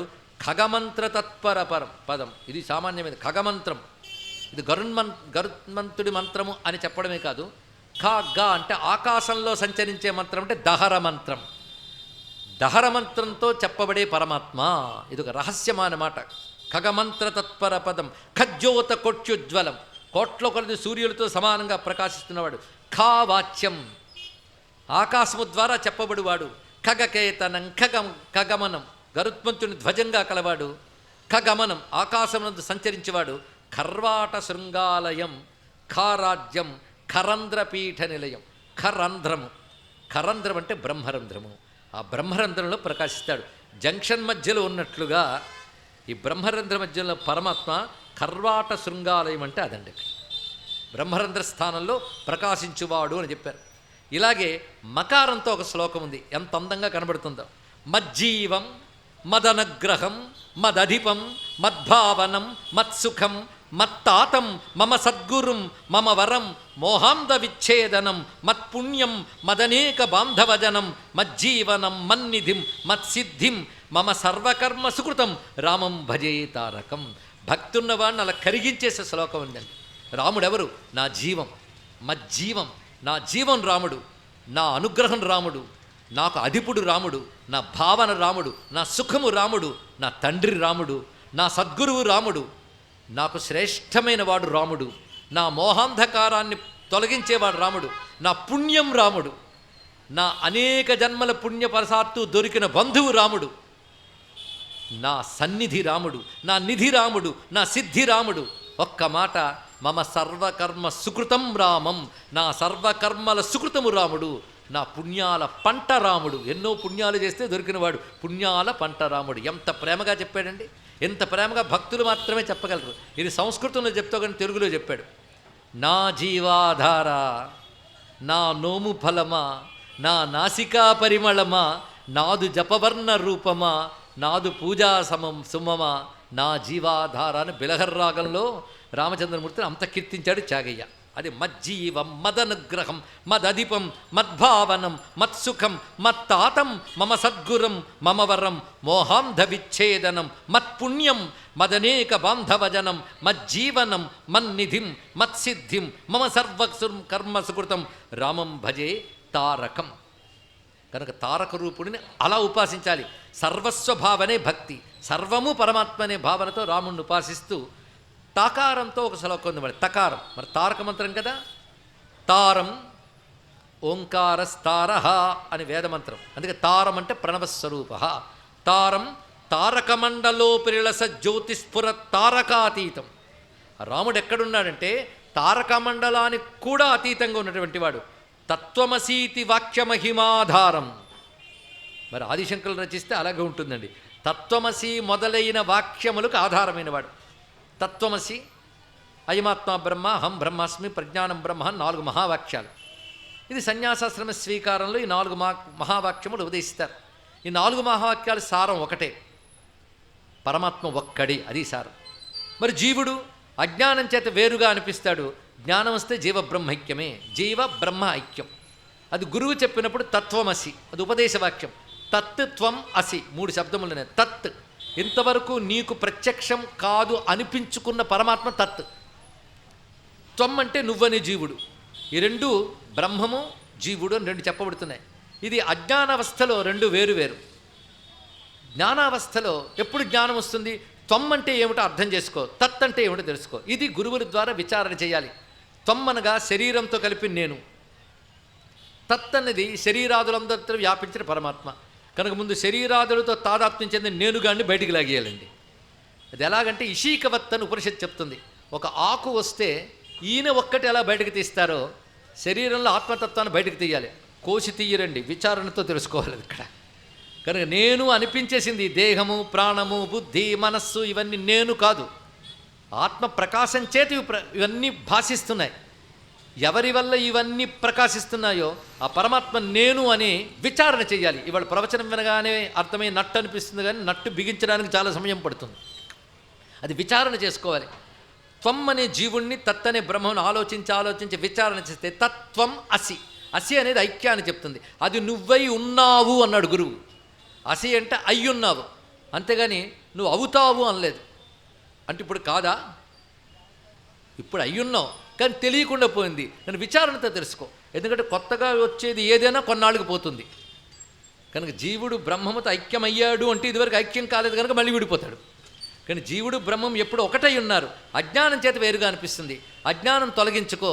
త్వం పద శోధన అంటారు ఇక్కడ. త్వం పదాన్ని శోధింపజేసుకో, శుద్ధి చేసుకో, తత్తును అర్థం చేసుకో. అప్పుడు 2 ఒకటని తెలుస్తాయి అని గురువుగారు బోధిస్తే గురువు బోధన మననం చేయాలి.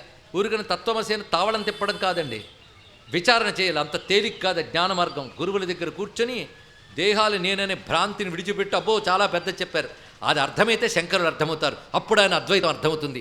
అక్కడ దాకా ఆలోచించలేక శంకరుల్ని అద్వైతాన్ని అర్థం చేసుకోలేక ఆయన జగద్గురుత్వం తెలుసుకోలేని మూర్ఖశిఖాములు చాలామంది ఉండవచ్చు. కానీ ఆలోచించేవాడికి అర్థమైతే ఆదిశంకరుని మించిన గురువు లేడండి విశ్వంలో. నువ్వు బ్రహ్మమే ఉన్నావని చెప్పిన దానికంటే ఇంకేం చెప్తారండి అన్నాడు వివేకానంద.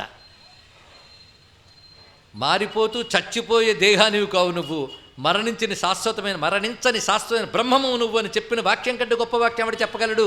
అది చెప్పింది నా ఉపనిషత్తు, అది చెప్పారు మా శంకరులు అన్నాడు వివేకానంద. అది తత్వమసి వాక్యం. కనుకనే తత్వమసి వాక్యం ఏం చెప్తోంది అదే రాముడు అన్నాడు. అంటే జీవుడు బ్రహ్మం ఒక్కటే, ఆ ఒక్కడైన బ్రహ్మమే రాముడు. అందుకే తత్వమసీతి వాక్యమహిమాధారం తటిత్ సన్నిభం, మెరుపు తీగలా ఉన్నట్ట. మెరుపు తీగలా ఉండడం అంటే తటిల్లతా సమరుచి. ఆ అర్థం చేసుకుంటే మెరుపు తీగ అర్థమవుతుంది. మబ్బు లాంటి శరీరంలో మెరుపు తీగ పరమాత్మ తెలుసుకోండి. ఇక్కడ మిగిలినంత మబ్బే, అదొక్కటే మెరుపు. ఆ మెరుపును పట్టుకో. అయితే ఈ మెరుపులు నిలకడ ఉండవు, ఈ మెరుపు నిలకడగా ఉంటుంది, నువ్వు పట్టుకోగలగాలి. అది అర్థమైతే తటిల్లతా సమరుచి అర్థమవుతుందండి. ఇక్కడ తటిల్లేఖా తన్వీం తపన శశ వైశ్వానరమయీం అనే మాట కూడా అర్థమవుతుంది. కనుక రామచంద్రమూర్తి మెరుపు తీగలా ఉన్నట్ట. తత్వజ్ఞాన పవిత్రిత త్రిభువనం తారాసనాంతర్గతం. తారాసనాంతర్గతం అంటే చిన్న మాట కాదు. తార అంటే కనుబొమలు, తారాసనాంతర్గతం అంటే వాటికి అతీతంగా ప్రకాశిస్తున్నవాడు, అంటే కనులకు పైన ప్రకాశించేవాడు. అంటే ఈ కనులకు పైన ఉన్నటువంటి సహస్రార స్థానంలో ప్రకాశించేవాడిని అర్థంలో చెప్తున్నారు. తారాం తద్ధ్రువమండలాబ్జ రుచిరం రామం భజే తారకం. ఇక్కడ తత్వమసీతి వాక్య మహిమాధారం అన్నాడు కదా, దీనికి ప్రమాణంగా మనకి రామరహస్యోపనిషత్తు హనుమంతుడు చెప్తున్నాడు ఈ విషయాన్ని సనక సనందనాథుడికి. రామ అనేదే తత్వమసి మహావాక్యం అన్నాడు.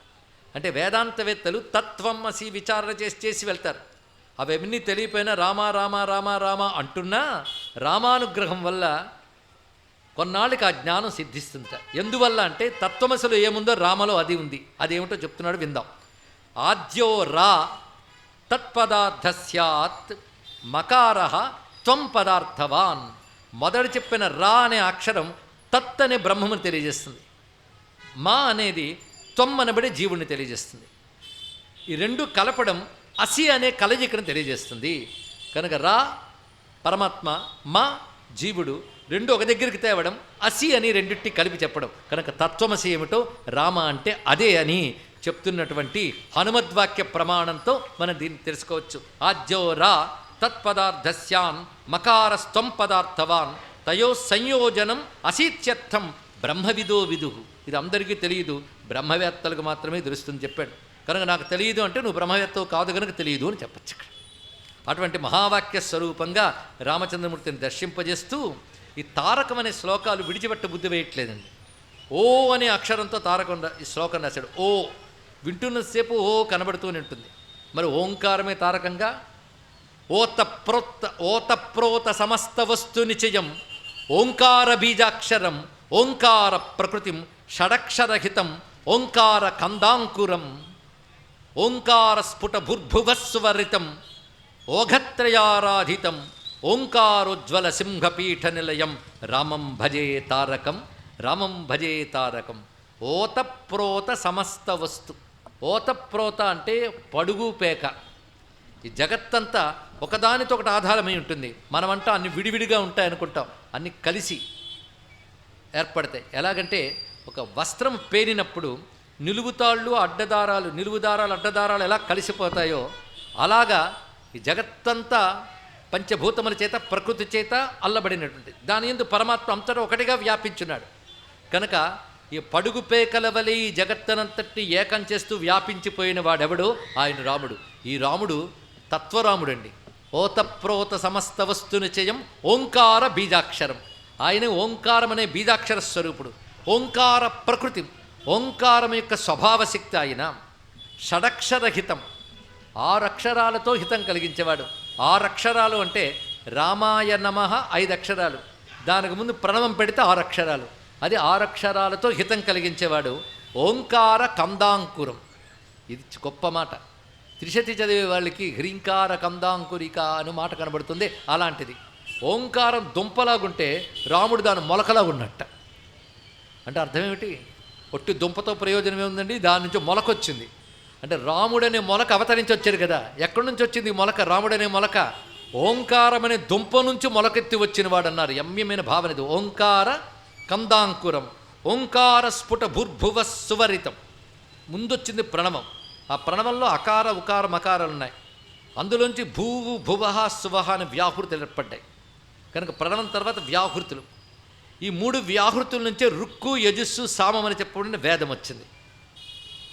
అటు తర్వాత భూమి అంతరిక్షము దివి అనే ముల్లోకాలు ఏర్పడ్డాయి ఇక్కడ. కనుక అంతరికి 3 మూలం 3, అది అకార ఉకార మకారములు. అది ప్రణవం మూలం. దాని నుంచి భూహు భువహ సువహ అనేవి ఏర్పడ్డాయి. ఓఘత్రయారాధితం, ఓఘత్రయం ఇవన్నీ శాస్త్ర శబ్దములు. ఓఘము అంటే సమూహం. 3 సమూహాలు రాముణ్ణి ఆరాధిస్తారు. ఇది తెలియాలి అంటే మంత్రశాస్త్రంలో ఉన్న విషయాలు, ఇవన్నీ మంత్రశాస్త్ర విశేషాలు. అందుకే ఆఖరి రోజు చెప్పుకున్నాం. మొదటి రోజే చెప్తామో బరువెక్కిపోయింది అంటారు. ఆఖరి రోజు ఇవన్నీ చెప్తున్నాం. ఓఘత్రయారాధితం. ఇది ఖడ్గమాల ఇవి చదివే వాళ్ళకి తెలుస్తాయండి. గురుమండలములు 3 విధములుగా విభాగం చేస్తారు. మానవౌఘ, దివ్యౌఘ, సిద్ధౌఘ. లేదా మానవౌఘ, సిద్ధౌఘ, దివ్యౌఘ 3 భాగములు. మానవ రూపమైన గురువులు కొందరు ఉంటారు. ఈ గురువు ఆ గురువు పరంపరంతా మానవౌఘములు. సిద్ధౌఘములు అంటే సిద్ధపురుషులైనటువంటి వాళ్ళు ఉంటారు. వాళ్ళు గురుమండలంలో ఉంటారు. దివ్యౌఘ అంటే దేవతా స్వరూపాలుగా ఉన్నవాళ్ళు కొంతమంది ఉంటారు. ఇలా ప్రతి మంత్రానికి 3 ఓఘములు ఉంటాయి, 3 సమూహములు. దివ్యౌఘ, సిద్ధౌఘ, మానవౌఘములు వరుస పైనుంచి కిందకి చెప్పుకున్నాం. ఆ 3 ఓఘముల చేత ఆరాధింపబడేదే మంత్రదేవత. అందుకే ఓఘత్రయారాధితం. ఇప్పుడు ఇలాంటి శ్లోకములు మామూలు భావుకులు రాయలేరు అని తెలిసిపోయింది కదా. మంత్రసిద్ధులు మాత్రమే రాయగలరు. తారక మంత్ర సిద్ధుడు ఎవరో రాశారండి. శంకరాచార్యులనే పెద్దలు చెప్తూ ఉంటే కాదేమో అని కొందరు అంటున్నారు. ఆయన రాసిన రాయికిపైన ఈ శ్లోకాలు గొప్పవి కనుక ఎవరు రాసిన గొప్పవే అని తెలుసుకుని, ఈ శ్లోకంలో అంత ఓంకారం ఉంది కనుక ఓంకార మధ్యలో రాముడున్నట్ట. ఓంకారోజ్వల సింహపీఠ నిలయం రామం భజే తారకం. ఓంకారం అనే పీఠంలో ఉన్న ఓంకార స్వరూపుడైన రాముడికి నమస్కారం. ఇక్కడ ఓంకారానికి రాముడికి సంబంధం ఏముంది అని మీరు అడగచ్చు కదా. సంబంధం చెప్తున్నాం. ఒక మాట మొన్న నిన్న కూడా చెప్పుకున్నాం. రాముని అన్ని మూర్తులు ఒక ఎత్తు, పట్టాభిరామమూర్తి ఒక ఎత్తు. ఎందుకంటే మొదటి నుంచి వచ్చిన రాముడు ఒక్కొక్కరిని తోడు తీసుకుని వచ్చి పట్టాభిషేకానికి వెళ్ళాడు, అవునా లేదా? వనవాసానికి వెళ్ళినప్పుడు ఇద్దరితోనే వెళ్ళాడు. పని సాధించుకొచ్చినప్పుడు ఎందరితోనూ వచ్చాడు. వాళ్ళందరూ దగ్గరుండగా పట్టాభిషేకం చేసుకున్నాడు. పట్టాభిషేకం చేసినప్పుడు ఆయన చుట్టూ ఎవరు కూర్చున్నారు? ఆయన ప్రధాన సింహాసనం మీద కూర్చుంటే ఆయన చుట్టూ అత్యంత ముఖ్యమైన వాళ్ళు ఉన్నారు. ఆ తర్వాత మిగిలిన దేవతలు వాళ్ళందరూ ఉన్నారు. అత్యంత ముఖ్యమైన వాళ్ళు ఎవరో చూడండి. జాంబవత్, సుగ్రీవ, హనుమత్, సీతాలక్ష్మణ, భరత, శత్రుఘ్న పరివార సమేత రామచంద్ర పరబ్రహ్మ. ఇది తారక స్వరూపం. రామ రూపాల్లో తారక స్వరూపం పట్టాభిరామమూర్తి. కనుక పట్టాభిరామమూర్తి ధ్యానం తారక బ్రహ్మ ధ్యానం. తారక బ్రహ్మం అంటే తారకం అంటే ఓంకారం. రాముడు ఓంకార స్వరూపుడు. ఈ రహస్యాన్ని తారసారోపనిషత్ చెప్తోంది. అది కొంచెం పరిశీలిద్దాం. సిద్ధమేనా? పట్టాభిరామమూర్తి కూర్చున్నాడు. ఆయన పక్కన సీతమ్మ ఉంది. పాదాల దగ్గర హనుమత్ స్వామి ఉన్నాడు. అన్నదమ్ములు ముగ్గురు, వెనక ఆయన పక్కనిద్దరు ఉన్నారు. ఇక మిగిలిన వారు విభీషణుడు ఇత్యాదులు ఉన్నారు. కానీ ప్రధానంగా చెప్పుకోవాల్సింది ఎవరెవరిని, అందులో ఓంకారం సాధారణంగా 3 భాగాలు విభాగం చేస్తాం మనం అందరం కూడా. ఆ ఊ మ, అకార ఉకార మకారం కలిగితే ఓంకారం అందరికీ తెలుసు. వినబడేవి 3. ఓం అనగానే వినబడేవి మకారం వరక. వినబడినది ఒకటి ఉంది, అది సూక్ష్మనాదం. అందులో అనేక విభాగాలు ఉంటాయి. ఇది ఎలాంటిదంటే ఒక వీణ మీటు వదిలేశారనుకోండి, వీణ వైబ్రేషన్ వచ్చిన తర్వాత కంపనం ఒకటి ఉంటుంది. ఆ కంపనంలో సూక్ష్మ శబ్దం ఉంటుంది. అది ఈ చెవి వినలేదు కానీ ఉంటుంది. అది ఆ సూక్ష్మ శబ్దం ఎక్కడ తీసుకెళ్తుందంటే ఓంకారం దేని నుంచి వచ్చిందో దానిలోకి తీసుకెళ్ళిపోతుంది. ఇది ఆలోచించండి. ఏమనుకున్నారు హిందూ మతం అంటే అంత తేలిక కాదు. ఏదో ఒక దేవుడు పటం పెట్టుకుని నాకు పరలోకమును ప్రసాదించు ప్రభువు అని దండం పెట్టుకునే స్థాయి కాదు హిందూ మతానికి. ఎన్ని మర్మములు ఉంటాయో, దానిలో ఎన్ని యోగ రహస్యాలు ఉంటాయో తెలుసుకోండి. ఇక్కడ ఓం అన్నప్పుడు ఎక్కడ దాకా వైబ్రేషన్ వస్తుందో చెప్పారు మన వాళ్ళు. సరిగ్గా అనగలిగితే భూమధ్యం వరకు వైబ్రేషన్ వస్తుందండి. ఆ తర్వాత సూక్ష్మంగా వెళ్ళి ఇక్కడ కలుస్తుంది. అది ఆ సూక్ష్మనాదంలో మొత్తం 5 భాగాలు ఉంటాయి. ఇంకా విభాగం చేయొచ్చు, 11 విభాగాలు చేశారు. హిందూ మతం గొప్పతనం ఏంటంటే రాముడు, కృష్ణుడు, శివుడు, అమ్మవారు ఇన్ని ఉంటాయి, ఇన్ని మార్పులు ఉన్నాయి. కానీ ఓంకారం దగ్గర మాత్రం అందరూ ఒక్కటే. ఇదొక రహస్యం. అందుకే ఏ దేవతానామానికైనా ముందు ఓంకారం పెట్టి చెప్తారు. ఓంకారం దగ్గర అందరూ కామన్. అంటే ఓంకారమే రాముడు, ఓంకారమే కృష్ణుడు, ఓంకారమే శివుడు. ఇది ఒక్కటి తెలుసుకోగలిగితే ఏ గొడవ లేదండి. శివోపాసనలో ఓంకారంలో శివత్వం ఎలా ఉందో వాళ్ళు చెప్తారు. అది మనకు తెలియదు కనుక వాళ్ళకు దండం పెట్టి ఊరుకోండి. ఓంకారంలో రాముడు ఎలా ఉన్నాడో తారసారోపనిషత్ చెప్తోంది. వినడానికి సిద్ధమైతే ఓంకారాన్ని 8 భాగాలుగా చేశారు. మొదటి 3 భాగములు అందరూ చెప్పేది అకార ఉకార మకారములు 3. దాని తర్వాత బిందు, నాద, కళ, కళాతీత, తత్పర అని భాగములు. బిందు, నాద, కళ, కళాతీత, తత్పర. అవి అందులో సూక్ష్మ ధ్వనులకి పేరు పెట్టుకుంటూ వెళ్ళారు. అవి 5 ప్లస్ ఇది 3 కలిపితే 8. 8 కలిపి ఓంకారం. ఇందులో తత్పర అనేది ఏంటంటే ఓంకారం ఏ పరమాత్మ నుంచి వచ్చిందో ఆ పరమాత్మ తత్పరుడు, ఆయన పరాత్పరుడు అంటాం. అది వచ్చిన చోటు, అక్కడికి మనం చేరిపోతే తత్పర దగ్గర ఆగిపోయాం. ఆయన నుంచి వచ్చింది క్రమంగా. ఆయన నుంచి వచ్చినప్పుడు ముందుగా తత్పరైన బ్రహ్మము నుంచి కళాతీత స్థితి వచ్చింది. తర్వాత కళలు వచ్చాయి. ఆ తర్వాత నాదము, బిందువు వచ్చాయి. తర్వాత మకార ఉకార అకారములు వచ్చాయి. ఇది పైనుంచి క్రిందికి వరుస, క్రింది నుంచి పై వరుస అకార ఉకార మకార బిందు నాద కళ కళాతీత తత్పర. ఇందులో ఎవరెవరు ఏంటో చెప్తున్నాడు చూడండి. అకారం అకారాద్ అభవద్ బ్రహ్మ జాంబవాన్ నామ సన్నిత. అకారం బ్రహ్మకి సంబంధించి చెప్తోంది ఇక్కడ ఈ మంత్ర విశేషంలో. అంటే బ్రహ్మదేవుడు అంశతో వచ్చినవాడు జాంబవంతుడు, ఆయన ఎక్కడ ఉన్నాడు. ఇది చూస్తే రామావతారం అర్థమవుతుంది. బయటకు కథలా కనబడుతుంది కానీ అంత మంత్ర రహస్యాలే. అకారాద్ అభవద్ బ్రహ్మ జాంబవన్నామ సైన్యకం. కనుక అకారం జాంబవంతుడు, బ్రహ్మాంశ సంభూతుడు. ఉకారాక్షర సంభూత ఉపేంద్రో హరినాయక. ఇంద్రుడు అంశతో వాలి, సూర్యాంశతో సుగ్రీవుడు వచ్చారు. కానీ వాలి మరణిస్తూ తనకు ఇంద్రుడి మెడలో వేసిన హారాన్ని సుగ్రీవుడి మెడలో వేస్తాడు. కనుక ఇంద్ర సూర్యులు కలిపి ఒకటే తేజస్సు, అది సుగ్రీవుల్లో ఉంది. కనుక ఉకారం అనేటువంటిది ఆ సుగ్రీవుని తెలియజేస్తుంది. మకారాక్షర సంభూత శివస్తు హనుమాన్ స్మృత. మకారం రుద్రవాచకం, ఆ రుద్రుడు హనుమంతుడు. కనుక అకార ఉకార మకారములనే జాంబవంతుడు, సుగ్రీవుడు, హనుమంతుడు. బిందు అంటే డాట్, అది చుక్క. దాని పెద్దదిగా చూస్తే అదే సర్కిల్ కదా, వృత్తంగా ఉంటుంది. బిందువు ఈశ్వర సంజ్ఞస్తు శత్రుఘ్న చక్రరాట్ స్వయం. సుదర్శన చక్రం నుంచి ఉద్భవించిన శత్రుఘ్నుడు బిందువు. నాద మహాప్రవిజ్ఞేయో భరత శంఖనాయక. పాంచజన్య శంఖమే భరతుడు అని చెప్తారు కదా. కనుక ఆ శంఖము నాదము గనక నాదస్వరూపుడు భరతుడు. అప్పటికే అకార ఉకార మకార బిందునాదాలు అయిపోయాయి. కళాయా పురుష సాక్షాత్ లక్ష్మణో ధరణీధర. కళ అనేది ఆదిశేషు స్వరూపమైన లక్ష్మణస్వామి. కళాతీత అంటే మూల ప్రకృతి. కళాతీత భగవతి స్వయం సీతేతి సంస్థిత. కళాతీత ఎవరు? సీతమ్మ. ఇక తత్పరుడెవరు? తత్పర పరమాత్మాత శ్రీరామ పురుషోత్తమ అని చెప్పారు. ఇక్కడ చూశారు, ఆకారం నుంచి తత్పర వరకు, జాంబవంతుడి నుంచి రాముడి వరకు, ఇది కలిపి పట్టాభిరామమూర్తి అండి. ఇదంతా దేనిలో ఉంది? ఓంకారంలో ఉంది. కనుక ఈ శ్లోకం ఓత ప్రోత సమస్త వస్తు నిచయం ఓంకార బీజాక్షరం ఓంకార ప్రకృతిం షడక్షరహితం హ్యోంకార కందాంకురం ఓంకార స్ఫుట భూర్భువ సువరితం ఓఘత్రయారాధితం ఓంకారోజ్వల సింహపీఠ నిలయం రామం భజే తారకం, శ్రీరామం భజే తారకం అని నమస్కారం చేసుకుంటూ ఇప్పుడు మరొక రాముడిని చూస్తున్నాం. ఈ రాముడిని ఎక్కడ చూడాలో తెలుసా? సూర్యమండలంలో ధ్యానించాలి. ఎందుకంటే సనాతన ధర్మం ఏం చెప్తుందంటే, మీరు ఏ దేవతను ఉపాసించినా విగ్రహంలో ఆరాధించాలి, యంత్రంలో ఆరాధించాలి, హృదయంలో ఆరాధించాలి, అగ్నిహోత్రంలో ఆరాధించాలి, అన్నిటికంటే ముందు సూర్యమండలంలో ఆరాధించాలి అని చెప్పారండి. అందుకే సూర్యోపాసన సనాతన ధర్మంలో ప్రధానం. ఏ ఇష్టదేవతనైనా సూర్యంలో ఉపాసిస్తేనే అది పరిపూర్ణమవుతుంది. అందుకే అమ్మవారి ఉపాసన కూడా భానుమండల మధ్యస్థ అన్నాం. శివోపాసనలో సౌర్యమండల మధ్యస్థం సాంబం అన్నాం. విష్ణు ఉపాసనలో జేయస్సదా సవితృమండల మధ్యవర్తి అన్నాం. అంటే పరమాత్మ తేజస్సు మనకు సూర్యుని ద్వారా వస్తుంది కనుక సూర్యుని యందు పరమాత్మని ఆరాధించాలి.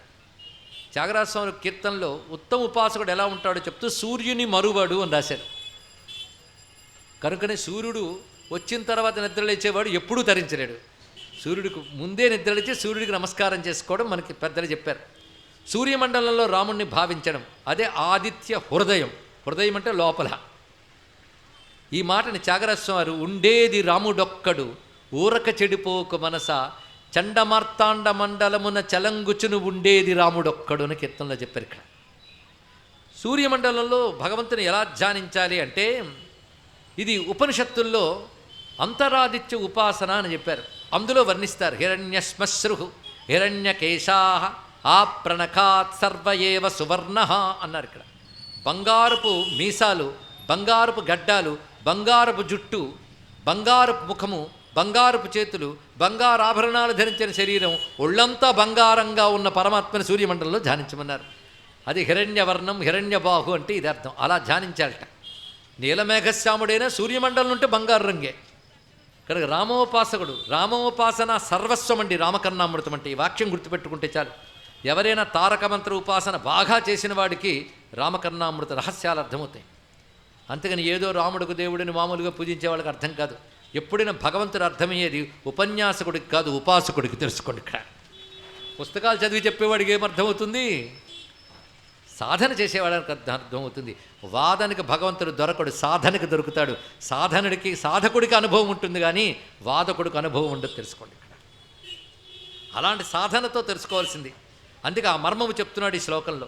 ఝాయేత్వాం రవిమండలేందు ధవళే, ఝాయేత్వాం రవిమండలే ఇందు ధవళే పద్మే నిషన్నం హరిం స్వర్ణాభం కరశంఖచక్ర లలితం పీతాంబరం కౌస్తుభం స్వర్ణశ్మశ్రునఖాలకం లలనయాయుక్తం కిరీటాంగదం హరాలంకృత వక్షసం పదయుగ శ్రీపాదుకాలంకృతం ఝాయే. అది సూర్యమండలం. ఇప్పుడు మనసులోనే ధ్యానించచ్చండి. అసలు హృదయం సూర్యమండలం అంటారు. ఇక్కడ భావిస్తే రాత్రి కూడా సూర్యమండలంలో ధ్యానించేది తప్పేమీ లేదు. అక్కడ సూర్యమండలం, ఇక్కడ సూర్యమండలం, రెండిటి యందు పరమాత్మని ధ్యానించాలి. ఇది బ్రహ్మాండంలో, ఇది పిండాండంలో, అక్కడ ఇక్కడ కూడా. అందుకే రవిమండలం, రవిమండలంలో తెల్లని పద్మం ఉన్నట్లు భావించాలి. ఇందుధవళే పద్మే, దానిపై ఉన్నాడు స్వామి. బంగారు కాంతరుతున్నాడు. కర శంఖచక్ర లలితం, చేతిలో శంఖచక్రాలు ధరించి ఉన్నాడు. పీతాంబరం దాల్చి ఉన్నాడు. కౌస్తుభరత్నంతో ప్రకాశిస్తున్నాడు. అది సూర్య నారాయణుడు. స్వర్ణశ్మశ్రునఖాలకం, బంగారు గడ్డము, బంగారు గోళ్ళు. ఆ ప్రణఖాత్ సర్వ ఏవ సువర్ణ అని ఉపనిషత్తు చెప్పినట్లుగా బంగారపు అవయవాలతో ఉంటూ లలనయాయుక్తం, తన భార్యతో ఉన్నవాడిని. ఇది తెలుసుకోవాలి. శక్తితో ఉన్నవాడిని అర్థం. ఇక్కడ శక్తి ఎవరు? సీతామహాలక్ష్మి, ఆయన రామనారాయణుడు. ఆ విధంగా దర్శిస్తూ ఉన్న మనం సూర్యమండలంలో ధ్యానించాలని రమ్యమైన శ్లోకంలో ఆదిత్యమండలాంతర్గతుని సూర్యుని చెప్తూ అలాంటి పరమాత్మని హృదయంలో ధ్యానించడం ఒకటి, ప్రతి చక్రంలో ధ్యానించాలి. ఇక్కడ చక్రాల గురించి తెలిసిన వాళ్ళు కూడా ఉన్నారని నాకు తెలుసు. అయితే చక్రాల గురించి తెలియకపోయినా చక్రాలు ఉంటాయండి. ఇది ఎలాంటిదంటే, హార్ట్ గురించి మనకు లెక్చర్ ఇవ్వడానికి ఒక స్పెషలిస్ట్ని పిలిపించారు. ఆయన గుండె గురించి చెప్తున్నాడు. వెంటనే గుండె ఎక్కడ ఉంటుందండి అని అడిగాడు వీడు. అంటే వీడికి గుండె ఎక్కడుందో తెలియదు, తెలియకపోయినా గుండె ఉంది కదా. అలాగే చక్రాల గురించి తెలియకపోయినా లోపల ఉంటాయి, తెలుసుకోండి. ఇక్కడ అయితే గుండె దాని గురించి తెలుసుకున్నవాడు గుండెకి జాగ్రత్తలు తీసుకుంటాడు. చక్రాల గురించి తెలుసుకున్నవాడు సాధనతో అక్కడ దర్శిస్తాడు. కనుక మనకు తెలిసినా తెలియకపోయినా అక్కడ ఉన్నాయి కనుక అక్కడ రాముడు ఉన్నాడని ధ్యానిస్తూ రమ్యమైన శ్లోకాలతో ఒక్కొక్క చక్రం దాటొచ్చేద్దాం. శ్లోకాల్లో దాటేయడం సులభం, సాధనలో దాటడం మహాకష్టం. వసాంతక్షరాక్షే చతుపత్ర పద్మే త్రికోణాంత కంఠే ధరాతత్వయుక్తే వరాభీతి పాశాంకుశం విద్రుమాభం గజాస్వే నిషన్నం భజే రామచంద్రం. ఒక అద్భుతమైన గమనంతో ఈ శ్లోకాలకు తాదాత్మ్య స్థితిలో రచిస్తూ ఒక్కొక్క చక్రంలో పరమాత్మని దర్శిస్తూ వెళ్ళిన పద్ధతులు రచించారండి.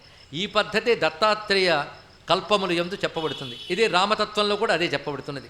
ఉపాసన భేదములు మారినా ఉపాసన తత్వం మాత్రం ఒకటే అని తెలుసుకోవాలి. ఇక్కడ వసాంతాక్షరాక్షే, వసాంతాక్షరాక్షే అంటే వాతో మొదలై సాతో పూర్తయ్యే అక్షరాల పద్మములు అన్నారు. ఇది ఎక్కడుంటుంది అంటే మూలాధార స్థానంలో 4 పద్మాల చక్రం ఉంటుంది. అక్షరాల్లో వా శే వా షా షా స 3 సకారాలు ఉన్నాయి కదా, షా షా స. దాని ముందు వకారం, వకార శకార షకార సకారం అనే పద్మములతో కూడిన పద్మం అక్కడ ఉంటుంది. వరదాది నిషేవిత అని చదువుతారు కదా, అక్కడ ఉండేది ఇవే. అవే ఇక్కడ కూడా మనలోనే చక్రములు యందు అక్షరాలు ఉంటాయి. ఏ అక్షరం ఉంటే ఏ అక్షరం అంటే ఏది స్పందిస్తుందో తెలిస్తే అక్షరాలని మంత్రాలని తెలుస్తాయి. కనుక మంత్రాక్షరాలను మాతృకా వర్ణములే శక్తిపీఠాలు. అవి మన శరీరంలో ఉన్నాయి. ఒక్కొక్క చక్రంలో కొన్ని అక్షరాలు ఉంటాయి, అది ఆ శక్తిపీఠం. మూలాధారంలో వకార శకార షకార సకారములైన అక్షరములతో ఉన్న చతుపత్ర పద్మే 4 పత్రాల పద్మం. దాని మధ్యలో త్రికోణాంత కంటే త్రికోణం ఉంటుంది. అక్కడ పృథ్వీతత్వం ధరాతత్వయుక్తే. ఒక్క శ్లోకంలో దానికి సంబంధించి సైన్స్ అంతా పెట్టేశారండి శంకరులు.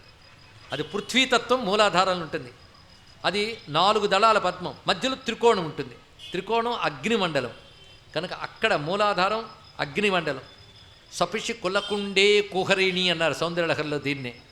అక్కడ వరాభీతి పాశాంకుశం విద్రుమాభం, అభయవరద హస్తములు పాశాంకుశము ధరించి ఎర్రగా ఉన్నవాడే గజాస్వే నిషన్, గజమునందు అశ్వమునందు అధుర్యవహించే రామచంద్రుడున్నాడు. మూలాధార స్థానం ఏనుగు మొహం వాడి చోటు. వాడు కూడా వర అభీతి పాశాంకుశములే. అది రామతత్వంగా ఇందులో దర్శిస్తున్నారు రామోపాసనలో. ఆ పైకి వెళ్ళగానే స్వాధిష్టానం, ఇది జలతత్వం. అక్కడ అక్షరములు మొత్తం 6 ఉంటాయి. బలాంతక్షర ప్రాంత షట్పద్ర పద్మే లసత్తోయతత్వే వరాభీతి హస్తం మహాకుండికాంచక్షమాలా వహంతం చతుర్వక్త్ర రూపం భజే రామచంద్రం. ఇది అజపాధ్యానమని చేస్తారండి. కొందరు యోగులు ఇప్పటికీ చేస్తున్న వాళ్ళు ఉన్నారు.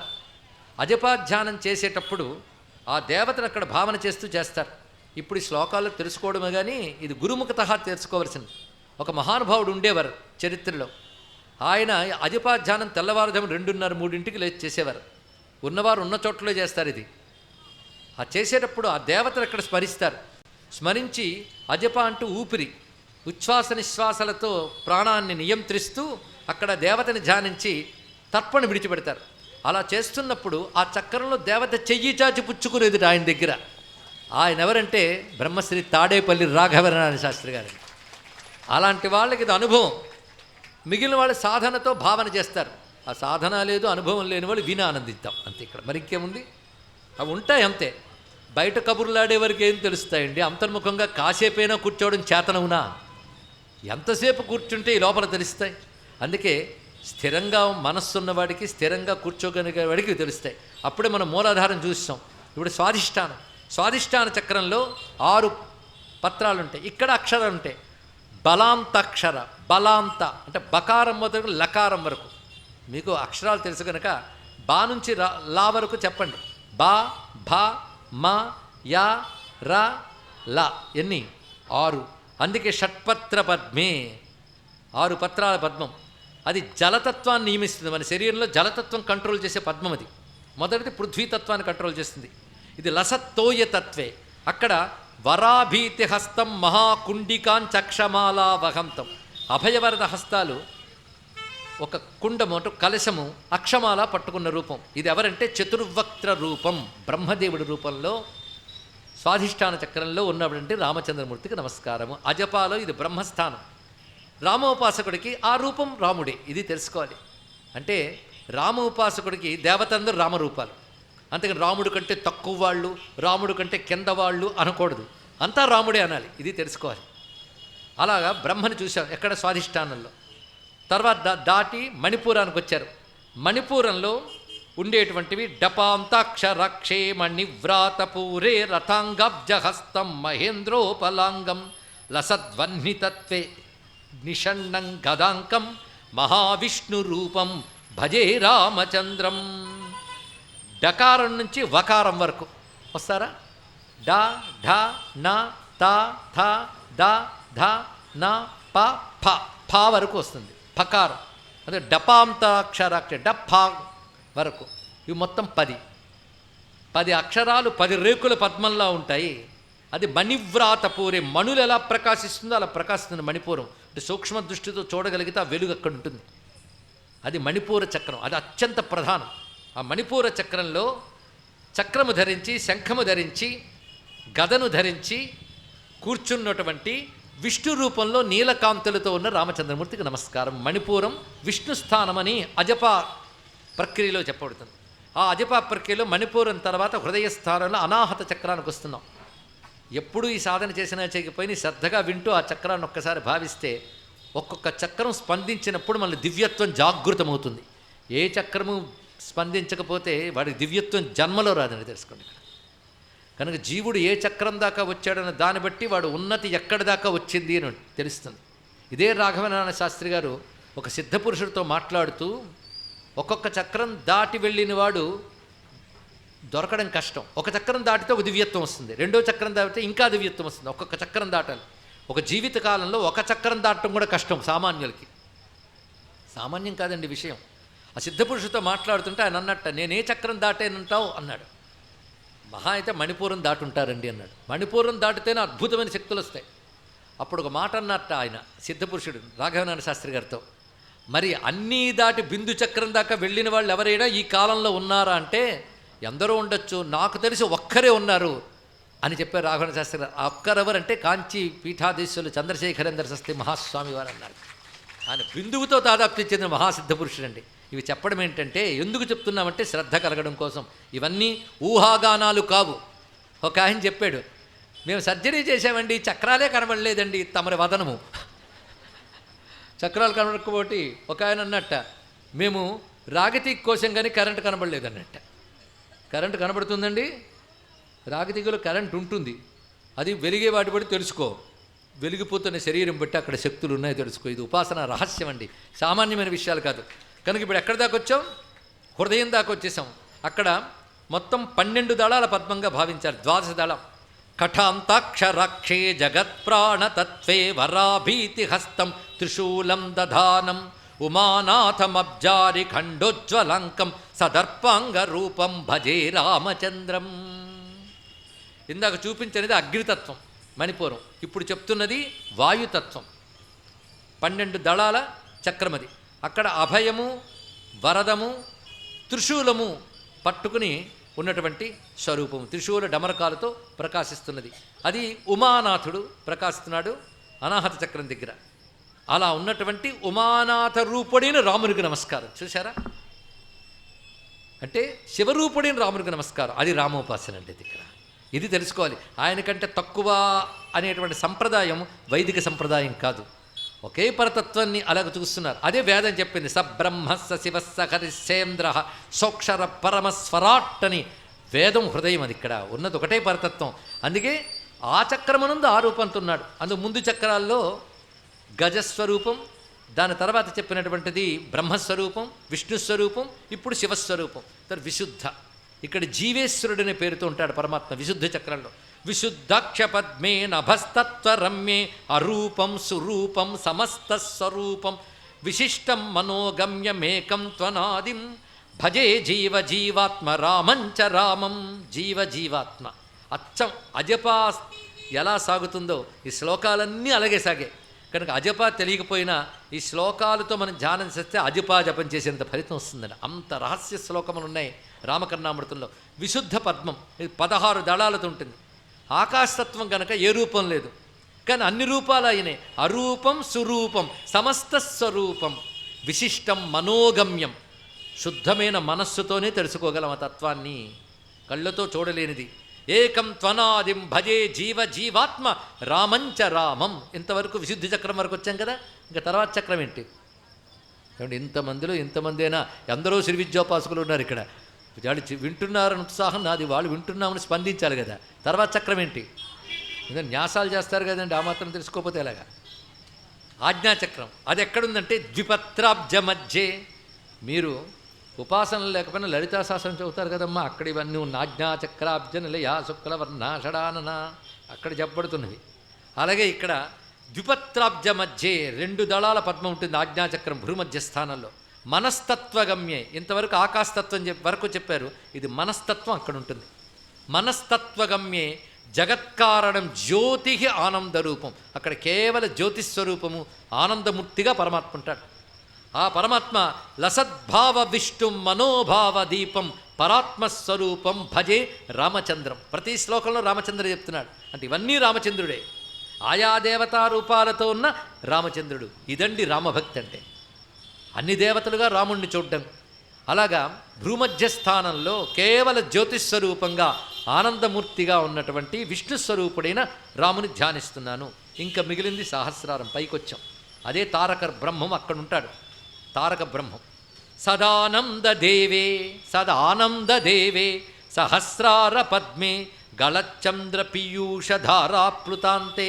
అక్కడి నుంచి అమృతధారలు స్రవిస్తున్నట్లుగా ఈ భావమే సౌందర్యలహరిలో ప్రపంచం సించంతి పునరపి రసామ్నాయ మహసహ అన్నారు. సహస్రారే పద్మే అక్కడ అమృతధారలతో తడిసిపోతున్నట్లుగా స్థితం రామమూర్తే నిషేవే నిషేవే నసేవన్య దైవం నసేవే నసేవే. అక్కడున్న రాముని ధ్యానిస్తున్నాడు. ఈ రాముని తప్ప ఇంకెవరిని నేను సేవించను అన్నాడు. ఇది అనన్యభక్తి అంటే. రాముణ్ణి తప్ప ఎవరిని సేవించను అంటే మరి ఈ దేవుణ్ణో ఆ దేవుణ్ణి సేవించను అని కాదు. రాముడు తప్ప మరొకటి లేదు, రాముడికి అన్యముగా మరొకటి లేదు, అన్నీ రాముడనే నేను ఉపాసిస్తున్నాను. ఈ భావంతో మొత్తం 7 చక్రస్థానాలు, నిజానికి 6 చక్రస్థానములు, సహస్రారం, మహాచక్రం, మహాపద్మం, 7 యందు రాముణ్ణి ధ్యానిస్తూ 7 శ్లోకాల్లో మనలో రాముణ్ణి దర్శింపజేసిన మహానుభావులైన శంకరులకి నమస్కారం చేసుకుంది. ఎంత భాగ్యం చేసుకుంటే ఇది దొరుకుతుందండి. అందుకే 4 రోజులు శ్రద్ధగా వింటే 5వ రోజు ఈ దర్శనం ఇచ్చాడు రామచంద్రమూర్తి. ఎక్కడో రామాయణ కాలంలో దండకారణ్యంలోనో యుద్ధభూమిలోనో అయోధ్యలోనే కాదు, మనలో రాముణ్ణి చూపించారు మహానుభావుడు. అందుకే మనలో రాముణ్ణి దర్శించే భాగ్యం కల్పించిన గురువులకి నమస్కారం చేసుకుంటూ చివరికి వచ్చాం మనం. అలాంటి రామచంద్రమూర్తి యొక్క వీరరామాది రూపాలని మనం నమస్కారం చేసుకుంటూ యశ్చండ గాంభీర్య ధనుర్విజేత భూమండలీ పుణ్యకృతావతార ఆఖండలాజ్జైరమరైరుపేత కోదండపాణి కులదైవతన్న. కోదండపాణి కులదైవతన్న. మా కులదైవం కోదండరాముడు. కులదైవం అంటే మా కులానికి దైవం కదా. ఇంతవరకు శ్లోకాలు విని ఇప్పుడు వద్దాం. కులం అనే మాటకి శాస్త్రంలో అర్థం ఏంటంటే మూలాధారం నుంచి ఆజ్ఞాచక్రం వరకు చెప్పబడిన 6 చక్రములకు కులం అని పేరు, సహస్రానానికి అకులం అని పేరు. ఇది తెలిస్తే కులాంగన, కులాంతస్థ, కౌడిని, కులయోగిని, అకుల మనకు అర్థమవుతుంది. కానీ కులదైవం అనే మాటకి మా కులానికి దైవం అని అర్థం చెప్పుకోవచ్చు, కానీ కులమని చెప్పబడుతున్నటువంటి చక్రములు యందున్న దైవం గనుక కులదైవం. ఆ కులదైవం ఎవడు? కోదండపాణి కులదైవతన్న యశ్చండ గాంభీర్య ధనుర్విజేత. ఎవడు గంభీరమైనటువంటి కోదండ ధనుస్సు ధరించాడో, ఎవడు భూమి చేసుకున్న పుణ్యం కొద్దీ భూమి యందు అవతరించాడో. ఏమి మాట చెప్పాడు! రాముడు భూమి మీదకి వచ్చాడంటే భూమి చేసుకున్న పుణ్యంట, భూమిలో ఉన్న అందరూ చేసుకున్న పుణ్యం. అందుకే మండలము అంటే సమూహం, భూమండలం అంటే భూమి యందు ఉన్న అందరూను. మానవులు మాత్రమే కాదు, చెట్టు పుట్ట, పక్షి, పురుగు, పశువు అన్నీ పుణ్యం చేసుకుంటూ భూమి యందు వచ్చాడు ఆయన. అందుకే భూమండలీ పుణ్యకృతావతార. అలాంటి రామచంద్రమూర్తి, దేవతల చేత సేవించబడుతున్న రామచంద్రమూర్తికి నమస్కారము అని రాముని యొక్క వివిధ రూపాలు చూశాం కదా. వీరరామ రూపాన్ని ఇప్పుడు చూద్దాం. అదే ఎక్కువ హృదయంలో నిలిచిపోవాలి, మన వీరుడే కావాలి. ఎందుకంటే లోపలున్న అనేక దుర్భావాలు దునుమాడాలంటే, ప్రతికూలతను తొలగించాలంటే వీరరాముడు కావాలి. ఆ వీరరాముడు ఎలా ఉన్నాడో చూద్దాం. వీరరాముడి గురించి మనం మొదటి 2 రోజుల్లో చెప్పుకున్నాం, చివరి రోజు మనసులో పెట్టుకుందాం.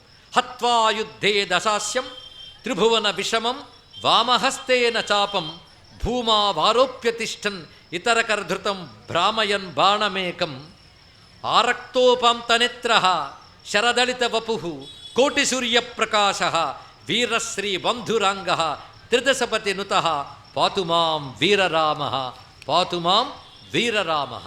ఈ పాతుమాం వీరరామ అని వరుసగా కొన్ని శ్లోకాలు రాశారు. ఒక్కటైనా చెప్పుకొని వీరరాముని మనసులో పెట్టుకుందాం. ఆయన ఎలా ఉన్నాడో తెలుసా?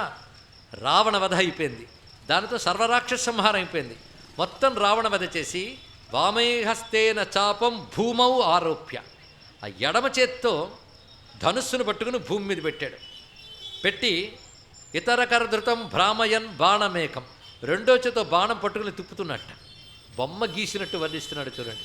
ఎడమ చేత్తో ధనుస్సు భూమి మీద పెట్టి కుడి చేత్తో బాణాన్ని అలా తిప్పుతూ చూస్తున్నాడు. పైగా విశాలమైన నేత్రములు, కొంచెం ఎర్ర జీరలతో ఉన్నాయట నేత్రాలు. ఆరక్తోపాంత నేత్ర. పైగా అంతవరకు యుద్ధం జరిగింది కనుక కొన్ని బాణాలు వచ్చి రాముడికి తగిలి కొంచెం గీసుకున్నాయి. శరదళిత వపు, అలా కాస్త బాణపు ఘాట్లు పడి నెత్తురు కనబడుతున్న శరీరంతో ఉన్నట్ట. వీరుడికి అది కూడా అలంకారాలేనండి ఇక్కడ. శరదళిత వపు అలా ప్రకాశిస్తూ ఉన్నాడు. కోటి సూర్యప్రకాశ, వన్య తగ్గలేదు రామచంద్రమూర్తిది. అంత యుద్ధం చేసినా శరీరపు ఛాయ తగ్గలేదు. కోటి సూర్య ప్రతీకాసులే ప్రకాశిస్తూ ఉంటే పైనుండి ఇంద్రాది దేవతలు నమస్కరిస్తున్నారు. అలాంటి వీరరాముడు నన్ను రక్షించుగాక అని పాతుమాం వీరరామ అని చెప్తున్నారు ఇక్కడ. దైతేయోదగ్రసేవ్యం పడుతర విశిఖం భీషణం ఘోరనాదం దేవేంద్ర స్తూయమాన స్ఫురధరణికరానంధకారాంశ్చ హత్వా దిక్పాలాన్ ప్రాప్తభోగాన్ మనిర్సుభగాన్ దిక్షుతాన్ స్థాపయిత్వా వీరశ్రీ బంధురాంగ త్రిదశపతినుత పాతుమాం వీరరామ. ఇలా అసుర సంహారం చేసి ఇంద్రాది దేవతల్ని ఆయా దిక్పాలక స్థానాల ఎందు నియమించాడు. ఎందుకంటే రావణుడు రాగానే వాళ్ళకి స్థానాలన్నీ పోయాయి, పదవులు ఊడిపోయాయి. తిరిగి వాళ్ళ పదవుల్లో వాళ్ళని నిలిపి నిలబడ్డ వీరరాముడు నన్ను రక్షించుగాక. ఈ వీరరామ దర్శనం చేయాలంటే యుద్ధంలో ఆయన విజృంభించిన తీరు చూడాలండి. ధనుసు పట్టుకున్నాడు, వింటినారు వెనక్కి లాగాడు. వెనక్కి లాగినప్పుడు ఎలా కనబడిందో మేము చెప్పుకున్నాం. ఒక సుదర్శన చక్రంలా కనబడిందిట. ధనుసు పట్టుకున్నాడు, చక్రం పట్టుకున్నాడు, డౌట్ వచ్చింది అందరికీ. ధనుస్సును లాగగానే వృత్తాకారం అయిపోయింది. దాని నుంచి బాణాలు పరంపరగా వస్తున్నాయి, 1 కాదు 2 కాదు, అలా వస్తూనే ఉన్నాయి. అసలు ధనుస్సు నుంచి బాణాలు అలా అలా వస్తూ ఉంటే ధనుస్సుకు బాణాలు అలా ఎన్ని పెట్టాడో తెలియట్లేదు. ఆశ్చర్యం. ఇది చూస్తుంటే ఎలా అనిపించిందంటే అదంతా సూర్యమండలంలా కనబడుతుంది, బాణాలు కిరణాల్లా కనబడుతున్నాయి.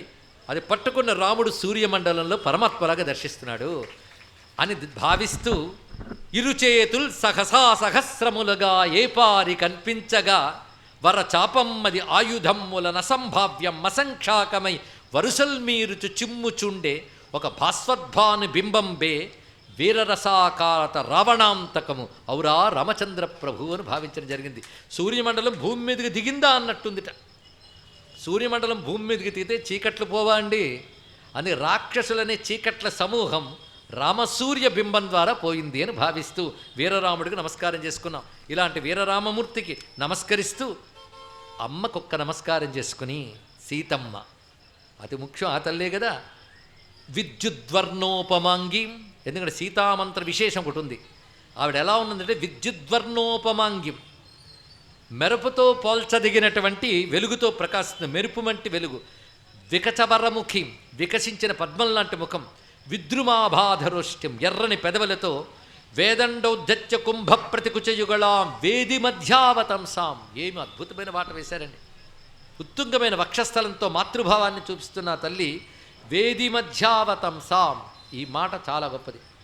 వేది మధ్య అంటే అగ్నిహోత్ర గృహానికి వెళ్ళి చూస్తే తెలుస్తుంది, మామూలుగా తెలియదు. ఇది త్రేతాగ్ని ఉంటే అగ్నిహోత్ర గృహంలో మధ్యలో వేదిక ఉంటుంది, దానిలోనే వాళ్ళు అన్ని అర్పణలు తర్పణలు చేస్తారు. వేదిక ఎలా ఉంటుందంటే పైన కింద గీత ఉండి మధ్యలో ఇలా వస్తుందండి, సన్నగా వస్తుంది. అమ్మవారి నడుము ఆ వేది మధ్యంలో ఉందని వర్ణించారు ఇక్కడ. అంటే ఎంత పవిత్రమైన యజ్ఞభావన చూపిస్తున్నారు చూడండి. వేది మధ్యావతంసాం, యజ్ఞ వేదిక అంటే అది. వేదిక అనే మాట దాన్ని అనాలి. మనం స్టేజ్ నిర్మాణం చేసి వేదిక అంటాం, కానీ అగ్నిహోత్ర మధ్యంలో వస్తుంది అది. ఇలా అలా రెండు అర్ధచంద్రుల్ని నిలబెట్టేటట్టు ఉంటుంది, అటు ఇటు తిప్పినట్టు. ఆ మధ్య భాగం సన్నగా ఉంటుంది. అలాంటి నడుమని వేది మధ్యావతంసాం శ్యామాం. శ్యామాం అంటే అమ్మ బంగారు వన్నె కదండి, మరి శ్యామాం ఎందుకు అన్నారంటే ఆవిడ మహాసుందరి గనక శ్యామాం షోడశవార్షికి, 16 ఏళ్ల ప్రాయంతో ఉన్న సౌందర్యాన్ని శ్యామ అంటారు. శ్యామాం సంఫుల్ల పద్మచ్ఛద నిభనయనాం చారుహాసాం సునాసాం, చిరునవ్వు నవ్వుతున్నటువంటి తల్లి సీతాం శ్రీరామదేవీం శ్రితజనవరదాం చింతయే అనంతమూర్తిం. ఆ తల్లి కూడా అనంతశక్తి సంపన్న. సీతాశక్తి సామాన్యం కాదండి. మనం ఏదో అమాయకురాలు అనుకుంటాం, కానీ ఆవిడ మొత్తం కథ నడిపింది. రావణాసుని శాసించింది, తగలబెడతాను జాగ్రత్త, రాముడి సందేశం రాలేదు ఊరుకున్నాను కానీ లేకపోతే దగ్ధమయ్యేవాడు అని చెప్పింది. అంత ధైర్యంగా నిలబడింది సీత. మహాశక్తి. తదుపాసన చేసిన వాళ్ళకి తెలుస్తుంది. కనుకనే అనంతమూర్తిం అనే మాట చెప్తున్నారు శంకరులు. అమ్మ పాదాలకి నమస్కారం చేస్తూ మాణిక్య మంజీర పదారవిందాం రామార్క సంఫుల్ల ముఖారవిందాం భక్తాభయప్రాపి కరారవిందాం దేవీం భజేర్ రాఘవవల్లభాం తాం దేవీం భజే రాఘవవల్లభాం. ఆవిడ చెయ్యప్పుడు ఇలాగే ఉంటుందట. ఎందుకంటే రామభక్తులకు అభయమిస్తూ ఉంటుంది ఎల్లవెళ్ళలా ఆ తల్లి. అలా అభయమిస్తూ రమ్యమైన పాదపద్మాలతో ప్రకాశిస్తూ రాముణ్ణి చూడగానే నవ్వుతూ వికసిస్తోంది. ఇది ఎలాంటిదంటే సూర్యుడిని చూడగానే పద్మం ఎలా వికసిస్తుందో రాముణ్ణి చూస్తూ అమ్మవారి ముఖాన వికసిస్తోంది. అటువంటి సీతామహాసాధ్విని నమస్కరిస్తూ చివరిగా ఒక శ్లోకం చెప్తున్నారు. చాలు చాలు ఈ మంత్రాలు, ఈ చేస్తున్న కర్మలు జపాలు తపాలు ఆయాసాలు ఇవన్నీ వద్దు. ఎన్ని కర్మలు చేస్తే మళ్ళీ జన్మలో వస్తాయి. ఒక్క మంత్రం చెప్తాను, అది చేసుకోండి. ఇది వినగానే అన్ని కర్మలు మానేయమని కాదండి, ఈ మంత్రంతో అన్ని కర్మలు చేసుకోండి. కర్మల కంటే గొప్పది ఈ మంత్రం. కిం మంత్రైర్బహుభిః దుష్కర ఫలైరాయాసదైస్తద్విదాం కించిల్లోపవిధానమాత్ర విఫలై. అనేక యజ్ఞాలు యాగాలు వ్రతాలు చేస్తాం, చిన్న లోపం వస్తే మొత్తం దెబ్బతిని మరికొన్ని దోషాలు వస్తావనే లేదా? కనుక అవి చేసి ఆయాసపడినేలా, చిన్న లోపం వస్తే మొత్తం దెబ్బ కొట్టేనేలా. కిం మంత్రైర్బహుభిశ్చ దుష్కర ఫలైరాయాసదైస్తద్విదాం కించిల్లోపవిధానమాత్ర విఫలై సంసార దుఃఖావహి. లోపం వస్తే చాలు దెబ్బతినిస్తాయి, పోనీ ఫలించిన జన్మంలోకి తీసుకెళ్తాయి. అలాంటి బాధలు లేనిది ఒక చిన్న ఉపాయం చెప్తాను వినండి అంటున్నారు. ఏకస్సన్నపి సర్వమంత్ర ఫలద. అది ఒకే మంత్రం, కానీ అన్ని మంత్రాలు జపం చేసిన ఫలమిస్తుంది. దోషోజ్జిత, అన్ని దోషాలు తొలగిస్తుంది. సర్వదా, ఎల్లవేళలా. ఆ మంత్రం ఏంటో చెప్తున్నారు. మళ్ళీ ఆ 3 శ్లోకాలు చెప్పి 3 వాక్యాలు చెప్పి అప్పుడు ఆ మంత్రం చెప్తారు. మొదటి చెప్పిస్తే అలాగా ఆయన ఎంత సస్పెన్స్గా తీసుకెళ్తున్నాడో అంత సస్పెన్స్గా తీసుకెళ్ళారు. కిం మంత్రైర్బహుభిశ్చ దుష్కర ఫలైరాయాసదైస్తద్విదాం కించిల్లోపవిధానమాత్ర విఫలై సంసార దుఃఖావహి. ఏకస్సన్నపి సర్వమంత్రఫలదో దోషోజ్జిత సర్వదా శ్రీరామశరణం మమేతి పరమో మంత్రోయమష్టాక్షర. 8 అక్షరాల మహామంత్రం చెప్తున్నాను వినండి అంటున్నారు. శ్రీరామశరణం మమ. సిద్ధమేనా అంటారా? శ్రీరామశరణం మమ, శ్రీరామశరణం మమ, శ్రీరామ శరణం మమ. అది చెప్తున్నారు. రామనామం ఉండడం వల్ల ఇదంతా గొప్ప మంత్రమైంది. మిగిలిన అన్ని శబ్దాల్లోకి రామ తగలడం వల్ల గొప్పదైంది. అందుకే రామ రామ తవ నామ జపంతః పామరా అపి తరంతి భవాబ్ధిం అంగసంగి భవదంగుళి ముద్ర కిం విచిత్ర మతరత్ కపిరబ్ధిం. ఈ మాట అధ్యాత్మరమంలో హనుమంతుడు అన్నాడు. 100 యోజనాల సముద్రం దాటగలరా అంటే హనుమంతుడు నవ్వు నవ్వెట్ట. 100 యోజనాల సముద్రమా, సులభంగా దాటివచ్చు. ఎందుకంటే ఎన్ని యోజనాలు ఉన్నాదో చెప్పలేని విస్తారమైన సంసార సముద్రాన్ని రామ అనే 2 అక్షరాలతో దాటవచ్చే. అలా రామ అనే 2 అక్షరాలున్న రాముడిచ్చిన ముద్రిక నా దగ్గరుంది, 100 యోజనాలు దాటి ఎంతసేపు అన్నాడు. అది రామనామ మహిమని మరొక్కసారి తెలియజేశారు. అటువంటి రామకర్ణామృతం ఆదిశంకర కృతముగా భావించబడుతున్నటువంటి రామతారక మంత్ర సర్వస్వం అండి ఇది. ఇక్కడ నిజమైన రామభక్తులు రామమంత్రములు ఎక్కడెక్కడ చెప్పేయో వాటన్ని ప్రమాణములుగా భావిస్తారు. అది తాపినీయోపనిషత్తు కావచ్చు, రహస్యోపనిషత్తు కావచ్చు, తారకమంత్ర రాశి చాలా ఉంది. అలాంటి రామతారక మంత్ర సిద్ధుడై అయోధ్య వెళ్ళినప్పుడు రాముణ్ణి దర్శించి, బృందావనం వచ్చినప్పుడు కృష్ణ పరమాత్మను దర్శించిన ఒక సిద్ధపురుషుడు మీ ప్రాంతాల్లో ఉండేవాడు. ఆయన రామనామంతో ఏరిన బియ్యం మాత్రమే తినేవారు. పరమ ఆచారనిష్టాగరిష్ఠుడు. రామ ఉపాసన సర్వస్వం ఆయన రామరహస్యోపనిషత్తుని వాటిని తెలియజేస్తుంటే కేవలం మత దురభిమానాలతో కూడుకొని సంకుచిత భావాలతో కూడుకున్న వాళ్ళే రామరహస్యోపనిషత్తు ఉపనిషత్తు ఏమిటి అదేమిటి అనేటువంటి వాళ్ళు ఉన్నారు. వాళ్ళకి తెలియదు. ఆ మహానుభావుడు ఎవరైతే రామతారక మంత్ర సిద్ధుడో ఆయన ఈ మంత్ర విశేషాలన్నీ రామోపాసన సర్వస్వం లాంటి గ్రంథాల్లో రచించారండి. ఆయన పేరు తలంచుకుంటే పవిత్రులమైపోతామని చెప్తున్నాను. ఆయనే మీ ప్రాంతాలకు దగ్గర బుద్ధాంలో ఉన్న శ్రీరామ శరణ్ గారు మహానుభావులు. కుందుర్తి నరసయ్య గారు అసలు పేరు శ్రీరామ శరణ్ అని, అదే అసలు పేరుగా భావించాలి నిజానికి. అటువంటి సిద్ధపురుషులు మసలినటువంటి ప్రాంతం ఇది. తాడేపల్లి రాఘవేంద్ర శాస్త్రి గారు లాంటి సిద్ధపురుషులు మసలిన ప్రాంతం. వారి శిష్య పరంపరలు కూడా ఇక్కడున్నారు. వాళ్ళు రచించినటువంటి రామ రహస్య గ్రంథములు, ఇంకా పురాణ గ్రంథములు, ఇవన్నీ రామతారక స్వరూపమైన రామకర్ణామృతం చెప్తూ ఉంటే ఒక్కొక్కటి స్ఫురణకొచ్చి అటు వాల్మీకి రామాయణం, ఇటు అధ్యాత్మ రామాయణం, ఇటు మంత్రశాస్త్రములు అన్నీ కలబోసుకుంటూ మధ్యలో విశ్వనాథ రామాయణం, త్యాగరాజ రామాయణం, రామదాసు, అన్నమయ్య ఎందరిలోంచి రామతత్వాన్ని తీసుకొచ్చి 5 రోజులు రామసన్నిధిలో చెప్పుకునే భాగ్యం లభించింది. రోజు కంటే ఇవాళ కాస్త సమయం ఎక్కువైంది. ప్రారంభించడం కూడా కాస్త ఆలస్యమైంది గనక, మరి రేపు లేదు గనక ఇవాళే మనం పూర్ణం చేసుకున్నాం. సర్వం శ్రీ సీతారామచంద్ర చరణారవిందార్పణమస్తు. మరొక్కసారి దీన్ని నిర్వహించిన వారందరికీ, బృందమునంతటికీ, వారి ఇంటిల్లిపాదికి సీతారాముల అనుగ్రహం లభించుగాక. స్వస్తి.